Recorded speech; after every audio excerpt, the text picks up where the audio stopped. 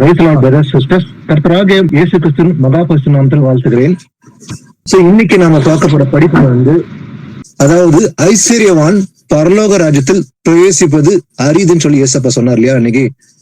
ஏன் வந்து ஐஸ்வர்யவான் பரலோக ராஜ்யத்தில் பிரவேசிப்பது அரிது என்பதை நீங்க ஆராய்ந்து பார்க்க முடியும். இன்னைக்கு உலகத்துல பணம்ன்றது இன்னைக்கு பெருத்து இருக்குது. பாத்தீங்கன்னா வந்து கோடிக்கணக்கான மக்கள்ல அநேகர் வந்து பண ஆசையில விழுந்து போயிருக்காங்க. இதுல முக்கியமா வந்து இன்னைக்கு பார்க்க போற படிப்பினை வந்து இயேசு கிறிஸ்து தம்முடைய பிள்ளைகளை தான் எச்சரித்து இந்த வசனங்களை பேசுறாரு. ஏன்னா நமக்கும் இன்னைக்கு உலகத்துல இருக்கிற பணக்காரரும் ஒரு வித்தியாசம் வச்சிருக்காரு இல்லைங்களா. அதனால இந்த ஐஸ்வர்யவான் யாரு, இவன் ஏன் வந்து பரலோகத்துல பிரவேசிக்க முடியாதுன்னு சொல்ல அரிதுன்னு சொல்றாரு. பிரவேசிக்க முடியாதுன்னு ஏசப்பா சொல்லல, அரிது, ஒரு கஷ்டமான விஷயம். ஏன் என்பதுதான் இன்னைக்கு பார்க்க போறோம். Why rich man cannot is hard to enter kingdom of God. இந்த பணக்காரன் வந்து பிரவேசிப்பது அரிதுன்னு சொல்லி பாக்குறோம். ஆனா எதனால சொல்லி நம்ம முதல்ல பார்க்கலாம். முதல்ல வந்து இயேசு கிறிஸ்து வந்து ஒரு பணக்காரனை பத்தி அங்க பாக்குறோம். மத்திய 19 பார்க்கும்போது ஒரு வாலிபன் வந்து என்ன பண்றான், அவன் பணக்காரனா இருந்தான். வந்து நித்திய ஜீவன் அடைவதற்கு நான் என்ன செய்ய வேண்டும் அப்படின்னு சொல்லி கேட்கிறான். ஒரு கேள்வி, நல்ல கேள்விதான் கேட்கிறான். அப்போ ஏசப்பா சொல்றாரு, நீ நல்லவன் ஏன் என்ன சொல்ற, நல்ல போதகன்னு சொல்லி அவன் பேசிட்டு சொல்றான், நித்திய ஜீவன் அடைவதற்கு நான் என்ன செய்ய வேண்டும். அப்போ அதற்கு ஏசப்பா வந்து ஆன்சர் பண்றாரு. என்னன்னு பாத்தீங்கன்னாக்கா, கொலை செய்யக்கூடாது, உபச்சாரம் செய்யக்கூடாது, களவு செய்யக்கூடாது, பொய் சாட்சி சொல்லக்கூடாது, உன் தகப்பனையும் தாயும் கனம் பண்ணணும், உன்னிடத்தில் நீ அன்பு கூறுவது போலவே பிறரிடத்தில் அன்பு கூற வேண்டும். இதெல்லாம் சொன்ன பிறகு அந்த வாலிபன் சொல்றான், இவைகள் எல்லாம் என் சிறு வயது முதற்கொண்டே கை கொண்டிருக்கிறேன், இன்னும் என்னிடத்தில் குறைவு என்ன. இதெல்லாம் நான் சின்ன வயசுல கடைபிடிக்கிறேன் ஆண்டவரே, ஆனா என்கிட்ட குறைவு ஏதாவது இருக்கா, என்ன இருக்குதுன்னு கேட்கறான். அதுக்கு ஏசப்பா இருக்குதுன்னு தான் சொல்றாரு. என்ன சொன்னா, நீ பூர்ண சர்க்குணனா இருக்க விரும்பினால் போய் உனக்கு உண்டானங்களை விற்று தரித்திற்கு கொடு, அப்போது பரலோகத்தில் உனக்கு பொக்கிஷம் உண்டாயிருக்கும், பின்பு என்னை பின்பற்றி வா அப்படின்னு சொல்லும் போது, இது கேட்ட உடனே அந்த வாலிபனுக்கு, ஏன்னா அந்த வாலிபனுக்கு மிகுந்த ஆஸ்தி இருந்தது, அவன் பணக்காரனா இருந்தான் இல்லைங்களா. இன்னைக்கு கோடிக்கணக்கான பணம் இருக்கும் ஒருத்தன்கிட்ட. அன்னைக்கும் அதே போலதான் அந்த வாலிபனுக்கு ஆஸ்தி ஐஸ்வர்யத்துல பணக்காரனா இருந்தான். அதனால இந்த வார்த்தை கேட்ட போதே அவங்க என்ன ஆயிடுச்சு, துக்கம் உண்டாயிடுச்சு. ஏன்னா அவனுடைய இருதயம் துக்கம் அடைஞ்சது காரணமே அந்த பொக்கிஷத்து மேலதான் அவன் இருதயம் இருந்தது. அப்ப அது ஏசப்பா சொல்றாரு, வாசிக்கலாம். மத்தேயு 19:23-24. அப்பொழுது இயேசு தம்முடைய சீஷர்களை நோக்கி, ஐஸ்வர்யவான் பரலோக ராஜ்யத்தில் பிரவேசிப்பது அரிதென்று மெய்யாகவே உங்களுக்கு சொல்லுகிறேன். மேலும் ஐஸ்வர்யவான் தேவனுடைய ராஜ்யத்தில் பிரவேசிப்பதை பார்க்கிலும் ஒட்டகமானது ஊசியின் காதிலே நுழைவது எளிதாயிருக்கும் என்று உங்களுக்கு சொல்லுகிறேன் என்றார். ஆமென்.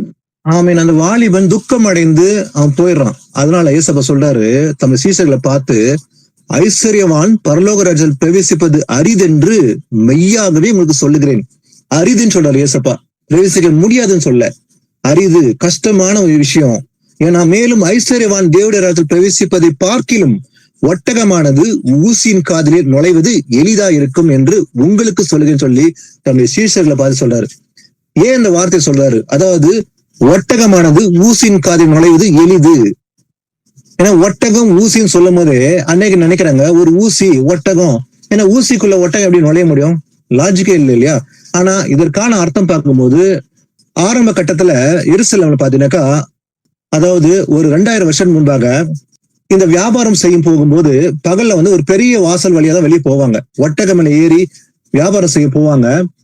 ஆனா வியாபாரம் செய்து முடித்து கொண்டு இரவில வருவாங்க. இரவுல வரும்போது, அதாவது ஊசின் வாசல் அப்படின்னு ஒரு வாசல் இருக்கும், அந்த வாசல் வழியா தான் வரும்.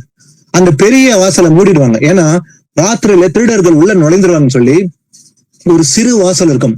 அது வந்து ஒரு 2 அடி தான், 2க்கு 2 ஸ்கொயர்ல இருக்கிற ஒரு வாசல். அதுக்கு பேர் தான் நீடல் கேட். இது வந்து நீங்க வந்து ஆராய்ஞ்சு பார்க்கலாம். ஹிஸ்டரியில பாத்தீங்கன்னாக்கா உங்களுக்கு கிடைக்கும். நீடல் கேட் அப்படின்னா என்ன, அதாவது ஊசியின் காது, ஊசியின் வாசல். அந்த வாசல் 2 அடி தான் இருக்கும். அந்த வாசல் வழியா தான் ஒருவன் பிரவேசிக்கணும். அது கூட எல்லாருமே பிரவேசிக்க முடியாது. ஒரு சமயத்துக்கு ஒருவன் தான் உள்ள பிரவேசிக்க முடியும். ஏன்னா அது ஒரு ஜன்னல் சைஸ்ல இருக்கும். அது வழியா ரொம்ப கஷ்டப்பட்டு ஒருவன் உள்ள போவான். அவன் வரும்போது அவன் கூட வர அந்த ஒட்டகத்துல வியாபாரம் செய்து முடித்து வரும்போது ஒட்டகத்து மேல சுமந்து வருகிற அந்த பொருட்களா இருக்கும். அந்த பொருட்களோட அந்த ஒட்டகம் நுழையாது, அவன் நுழைவான். அவன் வந்து எளிதா உள்ள போயிடுவான். ஆனா ஒட்டகம் வந்து எளிதா போக முடியாது. அது கஷ்டப்பட்டு அதை நுழைஞ்சு உள்ள வரணும். அந்த பொருட்கள் எடுத்து போட்டுட்டா எடுத்து விட்டுதான் உள்ள அந்த ஒட்டகம் வந்து உள்ள நுழையணும். அப்போ இது ரொம்ப கஷ்டமான விஷயமா இருக்கும். ஒரு மனுஷன் நுழையிறதே வந்து கஷ்டம். ஆனா ஒட்டகம் நுழையிறது ரொம்ப பாடுபட்டு உள்ள போனது. ஏன்னா இரவில அந்த நீடல் கேட்ன்ற வழிதான் நுழையணும். அதான் ஏசப்பா சொல்றாரு, மேலும் ஐஸ்வர்யவான் தேவனுடைய ராஜ்யத்தில் பிரவேசிப்பதை பார்க்கிலும் ஒட்டகமானது ஊசின் காதில் நுழைவது எளிது. அப்ப எது வந்து எளிது, எது வந்து அரிது? ஐஸ்வர்யவான் பரலோகத்துல பிரவேசிப்பது அரிது. ஆனா ஒட்டகம் நுழைவது வந்து எளிதுன்னு சொல்றாரு ஆண்டவர். அந்த ஒட்டகம் கூட ரொம்ப ஈஸியா வந்து கஷ்டப்பட்டு அப்படியே நுழைந்துருமா. ஆனா பரலோகத்துல பிரவேசிப்பது ஐஸ்வர்யம் வந்து ரொம்ப ரொம்ப கடினமான விஷயமா. ஏன்னா அதுதான் அந்த வாலிபன் என்ன செய்யறான், சொன்ன மாத்தத்துல அவன் துக்கம் அடைந்து போயிடான். ஏன்னா உங்கள் பொக்கிஷம் எங்கேயோ அங்கே உங்கள் இருதயம் உண்டுன்னு சொல்லிடுறான் இல்லையா. அப்போ அந்த பொக்கிஷம் மேலதான் அவன் இருதயம் இருந்தது. அதனால மிகுந்த சம்பதம் எல்லாம் இருந்தா அதை விட முடியல ஆண்டவர். அதை ஆண்டவர் சொல்றாரு, அதை ஏழைகள் கொடுத்துட்டு வா. ஏன்னா இந்த பூமியில இருக்கிற பொக்கிஷத்தோட நம்ம பரலோகத்துல பிரவேசிக்க முடியாது. ஏன்னா சொல்றாரு, இங்க துருப்பிடித்து பூச்சி அரைக்கும், அதனால பரலோகத்துல உங்க பொக்கிஷம் சேர்த்து ஏசப்பா சொல்றாரு இல்லையா. ஆனா அந்த வாலிபன் அதற்கு செவி கொடுக்காம போயிடறான், பின் வாங்கி போயிடறான். இதே விஷயத்த மார்க்ல ஏசப்பா வந்து இன்னும் கொஞ்சம் கிளியரா சொல்றாரு. வாசிக்கலாம். மார்க் 10:23-24. அப்பொழுது இயேசு சுற்றி பார்த்து தம்முடைய சீஷரை நோக்கி, ஐஸ்வர்யம் உள்ளவர்கள் தேவனுடைய ராஜ்யத்தில் பிரவேசிப்பது எவ்வளவு அரிதாய் இருக்கிறது என்றார். சீஷர்கள் அவருடைய வார்த்தைகளை குறித்து ஆச்சரியப்பட்டார்கள். இயேசு பின்னும் அவர்களை நோக்கி, பிள்ளைகளே, ஐஸ்வர்யத்தின் மேல் நம்பிக்கையா இருக்கிறவர்கள் தேவனுடைய ராஜ்யத்தில் பிரவேசிக்கிறது எவ்வளவு அரிதாய் இருக்கிறது.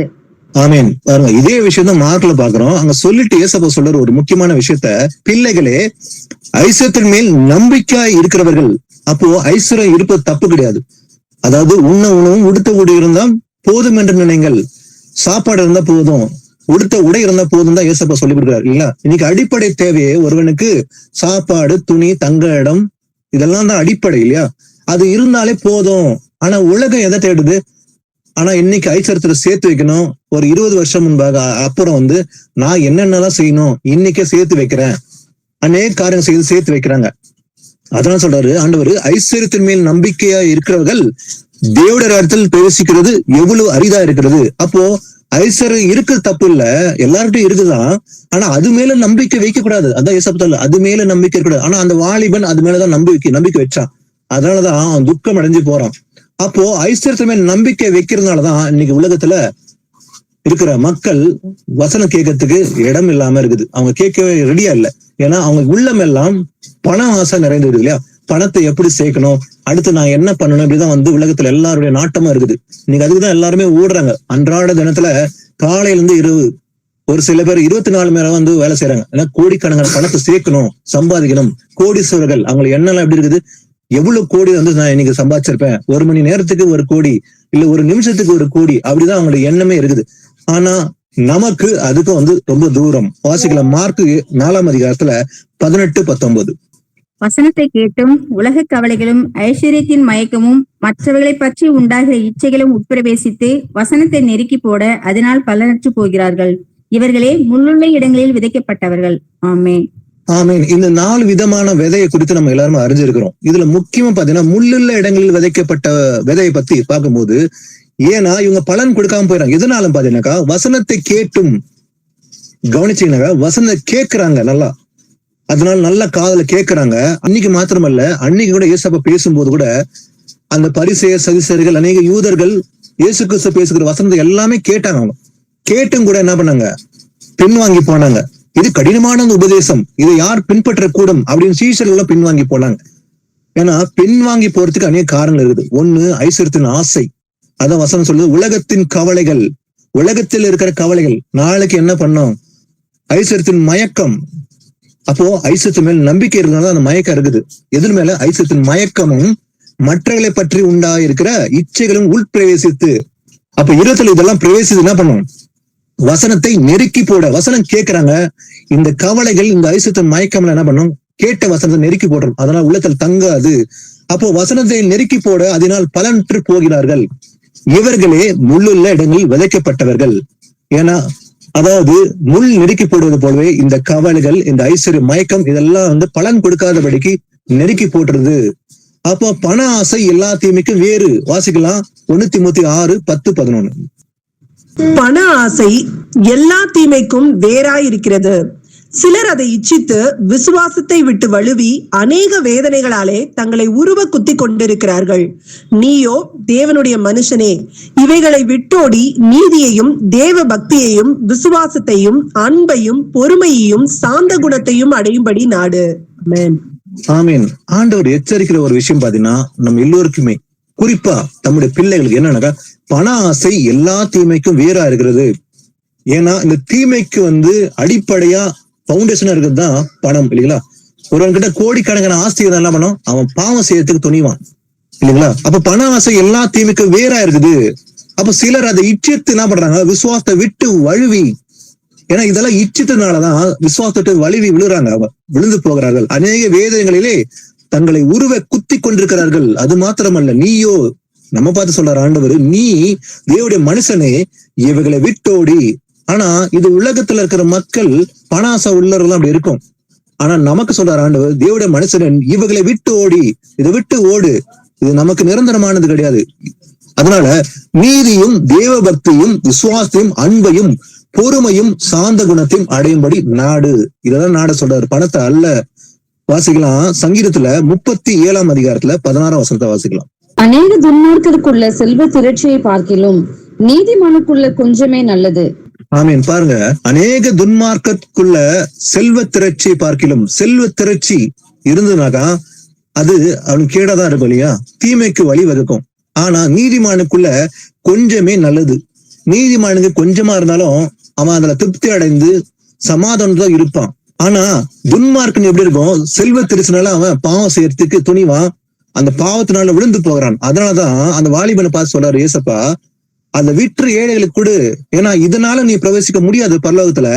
ஏன்னா கடைசி நாட்கள்ல இயேசு வரும்போது கூட இதுக்கு நம்ம கணக்கு ஒப்புவிக்கணும்னு சொல்லி ஏசப்பா சொல்லியிருக்காரு. எது நம்ம பேசுற வீணான வார்த்தைகள், ஒருவேளை நம்ம கையில கோடிக்கணக்கான பணம் கையில வச்சுட்டு இருக்கணும் வரும்போது, அந்த சமயத்துல அந்த நிமிஷத்துல நம்ம கையில பணங்கள் அதிகமா இருந்ததா அதுக்கு கணக்கு ஒப்பிக்கணும். ஏன்னா அந்த பொக்கிஷத்துல மேல நம்ம இருதயம் இருக்கிறதுனால அதெல்லாம் பிரவேசிக்க முடியாது. இதற்கான வசந்தம் அடுத்தது வாசித்து பார்க்கலாம்.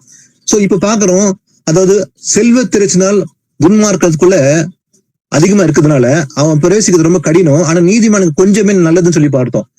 வாசிக்கலாம். இன்னொரு ஊமையை பத்தி பார்க்கலாம். லூக்கா 12ஆம் அதிகாரத்துல 16-21 வாசிக்கலாம். அல்லாமலும் ஒரு ஓமையை அவர்களுக்கு சொன்னார். ஐஸ்வர்யமுள்ள ஒருவனுடைய நிலம் நன்றாய் விளைந்தது. அப்பொழுது அவன், நான் என்ன செய்வேன், என் தானியங்களை சேர்த்து வைக்கிறதற்கு இடமில்லையே. நான் ஒன்று செய்வேன், என் களஞ்சியங்களை இடித்து பெரிதாக கட்டி எனக்கு விளைந்த தானியத்தையும் என் பொருள்களையும் அங்கே சேர்த்து வைத்து, பின்பு ஆத்துமாவே, உனக்காக அநேக வருஷங்களுக்கு அநேகம் பொருட்கள் சேர்த்து வைக்கப்பட்டிருக்கிறது, நீ இளைப்பாரி புசித்து குடித்து பூரிப்பாய் இரு என்று என் ஆத்துமாவோடு சொல்லுவேன் என்று தனக்குள்ளே சிந்தித்து சொல்லிக் கொண்டான். தேவனோ அவனை நோக்கி, மதிகேடனே, உன் ஆத்துமா உன்னிடத்திலிருந்து இந்த ராத்திரியிலே எடுத்துக் கொள்ளப்படும், அப்பொழுது நீ சேகரித்தவைகள் யாருடையதாகும் என்றார். தேவனிடத்தில் ஐஸ்வர்யனாய் இராமல் தனக்காகவே பொக்கிஷங்களை சேர்த்து வைக்கிறவன் இப்படியே இருக்கிறான் என்றார். ஆமென். ஆமென். இயேசு கிறிஸ்து அநேக ஊமைகளை பேசியிருக்கிறார், இல்லைங்களா, தேவனுடைய ராஜ்யத்தை குறித்து. ஏன்னா இந்த ஊமைகளை பேசும்போது அவனுடைய இடத்துல அது உணர்வு இல்லாதான் கேட்கிறாங்க. ஆனா பாலகருக்கு மட்டும்தான் தம்முடைய ரகசியத்தை வெளிப்படுத்துறார், தம்முடைய சீஷர்களுக்கு. அவங்க புரிஞ்சுக்கிறாங்க. எங்கேயும் கூட ஒரு ஊமையை பார்க்கும்போது ஒரு ஊமையை சொல்றாரு. எதை பத்தி பாத்தீங்கன்னா, ஒரு ஐஸ்வர்யம் உள்ள ஒருவன் இருக்கிறான். அவன் என்ன பண்றான், நிலம் நன்றாய் விளையுது, ஒரு நிலம் இருக்குது, அவனுக்கு நல்ல விளைச்சல் வருது. அவன் என்ன பண்றான், நான் என்ன செய்வேன், என் தானியங்களை சேர்த்து வைக்கிறதுக்கு இடம் இல்லை. அப்போ நிறைய விளைச்சல் வருது அதிகமா, அதை சேர்த்து வைக்கணும்னு சொல்லி நினைக்கிறான். அதை சேர்த்து வைக்கிறதுக்கு என்ன பண்ணல, இடமே பத்தலையா. அதுக்கு ஒரு காரியம் செய்யறான். அவனுக்கு எண்ணத்துல என்ன வருதுன்னு பாத்தீங்கன்னா, நான் ஒன்று செய்வேன், என் களஞ்சியங்களை இடித்து பெரிதாய் கட்டி எனக்கு விளைய தானியத்தையும் என் பொருள்களையும் அங்கே சேர்த்து வைத்த பின்பு. அப்ப அவன் ஒரு யோசனை பண்றான் பாருங்க. அதாவது இது பத்தல இடம் சேர்த்து வைக்கிறதுக்கு, ஆனா இது இடிச்சுட்டு பெருசா கட்டி அதை சேர்த்து வைக்கணும்னு சொல்லிட்டு, ஆத்துமாவே, உனக்காக அநேக வருஷங்களுக்கு அநேக பொருட்கள் சேர்த்து வைக்கப்பட்டிருக்கிறது, நீ இளைப்பாரி புசித்து குடித்து பூரிப்பாயிரு என்று என் ஆத்மாவோடு சொல்லுவேன் என்று தனக்குள்ளே சிந்தித்து கொண்டான். அப்போ சிந்தித்துக் கொண்டிருக்கும் போது அவனை பார்த்தா ஏசப்பா சொல்றாரு. தேவனோ அவனை நோக்கி என்ன சொல்றாரு ஆண்டவர், மதிக்கேடனே, முட்டான்னு சொல்றாரு அவனை. ஏன்னா அவனோட சிந்தையே முட்டாள்தனமான சிந்தை. மதிக்கேடனே, உன் ஆத்மா உன்னிடத்துல இருந்து இந்த ராத்திரில எடுத்துக் கொள்ளப்படும். அப்ப நீ சேர்த்து வைக்கிற சரி, இந்த நிமிஷத்துல இந்த ராத்திரில உன் ஆத்மா எடுத்துக்கொள்ளப்பட்டால் அப்போது நீ சேர்த்து வைத்தவர்கள் யாருடையது? அப்போ அது வீணாதான் போகும். ஏன்னா அவன் சேர்த்து வைக்கிறான் எல்லாத்தையும், இடிச்சு கட்டி எல்லாத்தையும். இந்த ராத்திரில அவன் ஆத்மா எடுத்துக்கொள்ளப்பட்டால் யாருடையதுன்னு சொல்லி ஏசப்பா கேள்வி கேட்கிறார். அப்ப தேவனிடத்தில் ஐஸ்வர்யமான இராம தனக்காகவே பொக்கிஷங்களை சேர்த்து வைக்கிறவன் இப்படியே இருக்கிறான். அதான் ஏசப்பா சொல்றாரு, தேவனிடத்தில் ஐஸ்வர்யமா இராம. அப்போ எதுல ஐஸ்வர்யமா இருக்கணுமா? தேவனிடத்துல ஐஸ்வர்யமா இருக்கணும். ஆனா தனக்காகவே பொக்கிஷங்களை சேர்த்து வைக்கிறவன், ஏன்னா அந்த பொக்கிஷங்களை சேர்த்து வைக்கிறதா தேவனுக்கு விரோதமான காரியம். அதனால இப்படியே இருக்கிறான். அப்போ ஒரே ராத்திரியில் எடுத்துக்கொள்ளப்பட்டான், அவன் பொக்கிஷம் எல்லாம் வீணாதான் போகும். அதனால சொல்றாரு இந்த ஊமைய. வாசிக்கலாம், மத்திய 6:24 வாசிக்கலாம். 2 எஜமான்களுக்கு ஊழியம் செய்ய ஒருவனாலும் கூடாது. ஒருவனை பகைத்து மற்றவனை சிநேகிப்பான், அல்லது ஒருவனை பற்றி கொண்டு மற்றவனை அசட்டை பண்ணுவான். தேவனுக்கும் உலக பொருளுக்கும் ஊழியம் செய்ய உங்களால் கூடாது. ஆமென். ஆமீன். அதாவது 2 பேருக்கு ஒருவன் ஊழியம் செய்ய முடியாது இல்லைங்களா? அது இம்பாசிபிள். 2 எஜமான்களுக்கு ஊழியம் செய்ய ஒருவனாலும் கூடாது. அது ஏசப்பா டைரக்டாவே சொல்றாரு இந்த விஷயத்த. ஒருவனாலும் கூடாது. ஏன்னா ஒருவனை பகைத்து மற்றவனை சிநேகிப்பான், அல்லது ஒருவனை பற்றி கொண்டு மற்றவனை அசட்டை பண்ணுவான் இல்லையா? அப்போ யார சிநேகிக்க முடியும்? 2 பேரையும் சிநேகிக்க முடியாது. அதான் ஏசப்பா சொல்றாரு. அதுக்கு அர்த்தம் பாத்தீங்கன்னாக்கா, தேவனுக்கும் உலக பொருளுக்கும் ஊழியம் செய்ய உங்களால் கூடாது. அப்ப ஊழியம் செய்யன்னு சொல்கிறவன் அத்தனை பேரும் ஊழியக்காரர் தான் இல்லைங்களா? ஒரு குறிப்பிட்ட ஒருத்தர் ஸ்பெஷலா ஒருத்தனை பார்த்து ஊழியக்காரன்னு சொல்ல, நம்ம அத்தனை பேரும் தேவனுடைய ஊழியக்காரர்கள் இல்லைங்களா? அப்ப கர்த்தருக்கு தான் ஊழியம் செய்யறோம். அப்போ விசுவாசிகள் அத்தனை பேரும் ஒவ்வொரு ஊழியக்காரன் இல்லைங்களா? அப்போ தேவனுக்கு ஊழியம் செய்யற நம்ம அத்தனை பேரும் சொல்றாரு, தேவனுக்கும் உலக பொருளுக்கும் ஊழியம் செய்ய உங்களால் கூடாது. அப்ப தேவனுக்கு ஊழியம் செய்யறவன் இன்னொரு பக்கம் பணத்துக்கும் ஊழியம் செய்ய முடியாது. இது இங்கிலீஷ்ல பாத்தீங்கன்னா மேமோன் இருக்கும். மேமோன் என்றால் பணம், பொருள், உலக பொருள்னு சொல்லி இருக்கோம் இல்லைங்களா? அப்போ உலக பொருளுக்கு பணத்துக்கும் தேவனுக்கு ஒரே டைம்ல ஊழியம் செய்ய முடியாது. ஒண்ணு பணமா இல்ல தேவனா, ரெண்டுல ஒண்ணுதான் இல்லைங்களா? அப்ப நான் தேவனையும் சேவிப்பேன், இன்னொன்னு பணத்தையும் சேவிப்பேன்னு சொன்னா முடியாதுதான் ஏசப்பா சொல்றாரு இல்லைங்களா? வாசிக்கலாம், மத்தேயு 26:14-15 வாசிக்கலாம். அப்பொழுது 12 ஒருவனாகிய யூதாஸ் காரியோத் என்பவன் பிரதான ஆசாரியரிடத்திற்கு போய், நான் அவரை உங்களுக்கு காட்டிக் கொடுக்கிறேன், நீங்கள் எனக்கு என்ன கொடுக்கிறீர்கள் என்றான். அவர்கள் அவனுக்கு 30 வெள்ளிக்காசை கொடுக்க உடன்பட்டார்கள். ஆமீன். பாருங்க, பண ஆசை உள்ள ஒரு சீஷன் இயேசு கிறிஸ்து கூட தான் இருந்தான். யாரு? யூதாஸ் இல்லைங்களா? ஆரம்பத்துல அவனுக்கு அவன் தேவனுக்கு பிரியமா நடந்து கொண்டான், ஏசப்பாக்கு பிரியமா நடந்து கொண்டான் ஆரம்பத்துல. அவனுக்குள்ள பண ஆசை இல்ல ஆரம்பத்துல. ஆனா கடைசியில காட்டி கொடுக்குற யாரான்னு பாத்தீங்கன்னா கூட இருந்த யூதாஸே அவனுக்குள்ள என்ன நடந்தது? ஏசப்பா சொல்றாரு, அவனுக்குள்ள பிசாசு நடந்தது இல்லைங்களா? பிசாசு உள்ள புகுந்த உடனே பண ஆசை வந்த உடனே புகுந்துச்சு. அவன் என்ன பண்ண? 30 வெள்ளிக்காசுக்கு ஆசைப்பட்டு இயேசு கிறிஸ்துவை காட்டி கொடுத்தவன் யாரு? யூதாஸ். யாரு? சொந்த சீஷன் இல்லைங்களா? அப்போ இது கேட்கும் போதெல்லாம் நமக்குள்ள ஒரு பயம் உண்டாகுது. இயேசு கிறிஸ்து கூட இருந்தவனே பண ஆசையில விழுந்து போய், நல்ல வசனம் தெரிஞ்சவன், அவர் போய் பிசாசுல துரத்துறான், நோய்களை குணப்படுத்துறான், சீஷன் அறிவித்தும் வரான். ஆனா கூடவே இருந்து கடைசியில் என்ன பண்றான்? பண ஆசை உள்ள புகுந்த உடனே விழுந்து போகிறான், அவன் மாண்டு கொண்டு செத்தான்னு சொல்லி வசனம் இருக்குது இல்லையா? அப்ப சொல்றாரு ஏசப்பா பாருங்க, அப்போது 12 ஒருவனாகிய யூதாஸ் காரியத் என்பவன் பிரதான ஆசிரியத்தில் போய், நான் அவரை உங்களுக்கு காட்டி கொடுக்கிறேன், நீங்கள் எனக்கு என்ன கொடுக்கிறீர்கள் என்றான். அவனுக்குள்ள என்ன இருந்தது? பண ஆசை. எனக்கு என்ன கொடுப்பீங்க அப்படின்ற ஒரு ஆசையில போய் கேட்கிறான். நான் காட்டி கொடுக்குறேன் ஏசப்பாவை, நீங்க என்ன கொடுக்குறீங்க? அவர்கள் அவனுக்கு 30 வெள்ளிக்காசை கொடுக்க உடன்பட்டார்கள். இதுக்கு விழுந்து போனான். அப்ப இயேசு கிறிஸ்துவை காட்டி கொடுக்கறதுக்கு இந்த பணம் ஒரு விஷமா இருந்தது. யாருக்கு? யூதாஸ் காரியத்துக்கு. அவனுக்குள்ள பிசாசு புகுந்த உடனே அவன் காட்டி கொடுத்து விட்டான். வாசிக்கலாம், மத்தேயு 6:19-21.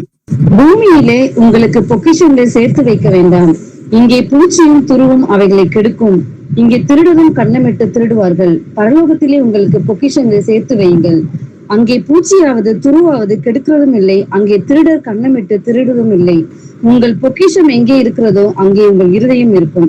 ஆமீன். பாருங்க, அருமையான வசனத்தை ஆண்டவர் சொல்றாரு. பூமியிலே உங்களுக்கு பொக்கிஷங்களை சேர்த்து வைக்க வேண்டாம், சேர்த்து வைக்க வேண்டாம் சொல்றாரு ஆண்டவர். எதை? பொக்கிஷங்களை சேர்த்து வைக்க கூடாது. அதாவது சேர்த்து வைக்க கூடாதுன்னு சொல்லி நான் சில பேர் நினைச்சுக்கிறாங்க. அப்படின்னா நான் அதாவது ஒரு சேமிப்புன்றது இருக்க கூடாதா? ஆனா இருக்குது. எது விஷயத்துல? அதாவது சாப்பாடுக்காக நம்ம சேர்த்து வைக்க தவறு கிடையாது. ஏன்னா எறும்பை பார்த்து கற்றுக்கொள்ளுங்கள். எறும்புகள் என்ன பண்ணோம்? அது ஒரு சீசன் வரும்போதுதான் சேர்த்து வைக்கும். இல்லையா? ஒரு சீசன்ல சேர்க்கும், மற்ற சீசன்ல இன்னொரு சீசன்ல என்ன பண்ணும், மழை காலத்துல அதை வந்து சாப்பிடும் வச்சுட்டு, இல்லைங்களா? எருமை பார்த்து கற்றுக்கொள்ளுங்கள். ஆனா உணவுக்காக தான் சொன்னாரு தவிர பொக்கிஷத்தை சேர்க்க சொல்ல. அப்போ பூமியில உங்களுக்கு பொக்கிஷங்களை சேர்த்து வைக்க வேண்டாம். அங்க என்ன நடக்குமா, பூமியில சேர்த்து வச்சா அங்கே பூச்சியும் துருவும் அவர்களை கெடுக்கும். பூச்சி சாப்பிட்றோம். ஏன்னா கடந்த நாட்கள் முன்பாக, சில மாதம் முன்பாக ஒரு செய்தியில பாத்தீங்கன்னாக்கா, ஒரு 5 லட்சத்தை என்ன பண்ணாரு, ஒருவர் பணத்தெல்லாம் சேர்த்து ஒரு பெட்டியில வச்சிருந்தாரு. ஒரு 5 வருஷம் பிறகு என்ன பண்ணாரு, எடுத்து செலவழிகள் எடுக்கும்போது பாத்தீங்கன்னா ஒரு பணமும் இல்லை. ஏன்னா பூச்சி எல்லாம் சாப்பிட்டுட்டு அது பீஸ் பீஸா ஒரு தூளை போல ஆயிடுச்சு, எல்லாமே வீணா போயிடுச்சு இல்லையா? ஏன்னா பூச்சியும் துருவும் இவைகளை கெடுக்கும். இங்கே திருடரும் கண்ணமிட்டு திருடுவார்கள். ஏன்னா பணம் அதிகமான இடத்துல என்ன பண்ணுவாங்க, திருடுறதுக்கு முயற்சி செய்வாங்க. அதான் சொல்றாரு, இங்கே திருடரும் கண்ணமிட்டு திருடுவார்கள், ஆனா பரலோகத்துல உங்களுக்கு பொக்கிஷங்களை சேர்த்து வைங்கள். அங்கே பூச்சியாவது துருவாவது கெடுக்கிறது இல்லை. அங்கே திருடர் கண்ணமிட்டு திருடுவதும் இல்லை. உங்கள் பொக்கிஷம் எங்கே இருக்கிறதோ அங்கே உங்கள் இருதயம் இருக்கும். அப்போ வாலிபன் அதனால்தான் வந்து என்ன பண்ண பின்வாங்கி போறான் இல்லைங்களா? பொக்கிஷம் வந்து எங்க இருக்குதோ அங்கதான் இருதயம் இருந்தது.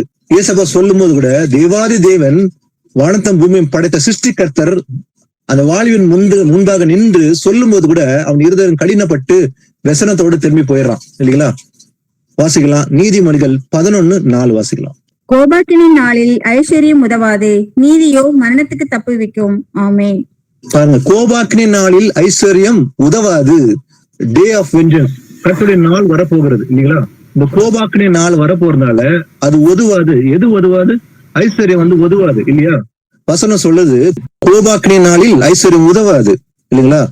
அப்போ நீதியோ மரணத்துக்கு தப்புவிக்கும். அப்போ எது மரணத்துக்கு தப்புவிக்கும்? நீதி, தேவ நீதி. ஆனா இந்த ஐஸ்வர்யம் உதவாது. இயேசு கிறிஸ்து வரும்போது இந்த பணம், பொருள், பொக்கிஷம் இதெல்லாம் வந்து நம்முடைய ஆத்மாவை தப்புவிக்க முடியாதுன்னு சொல்லி வசனம் சொல்லுது.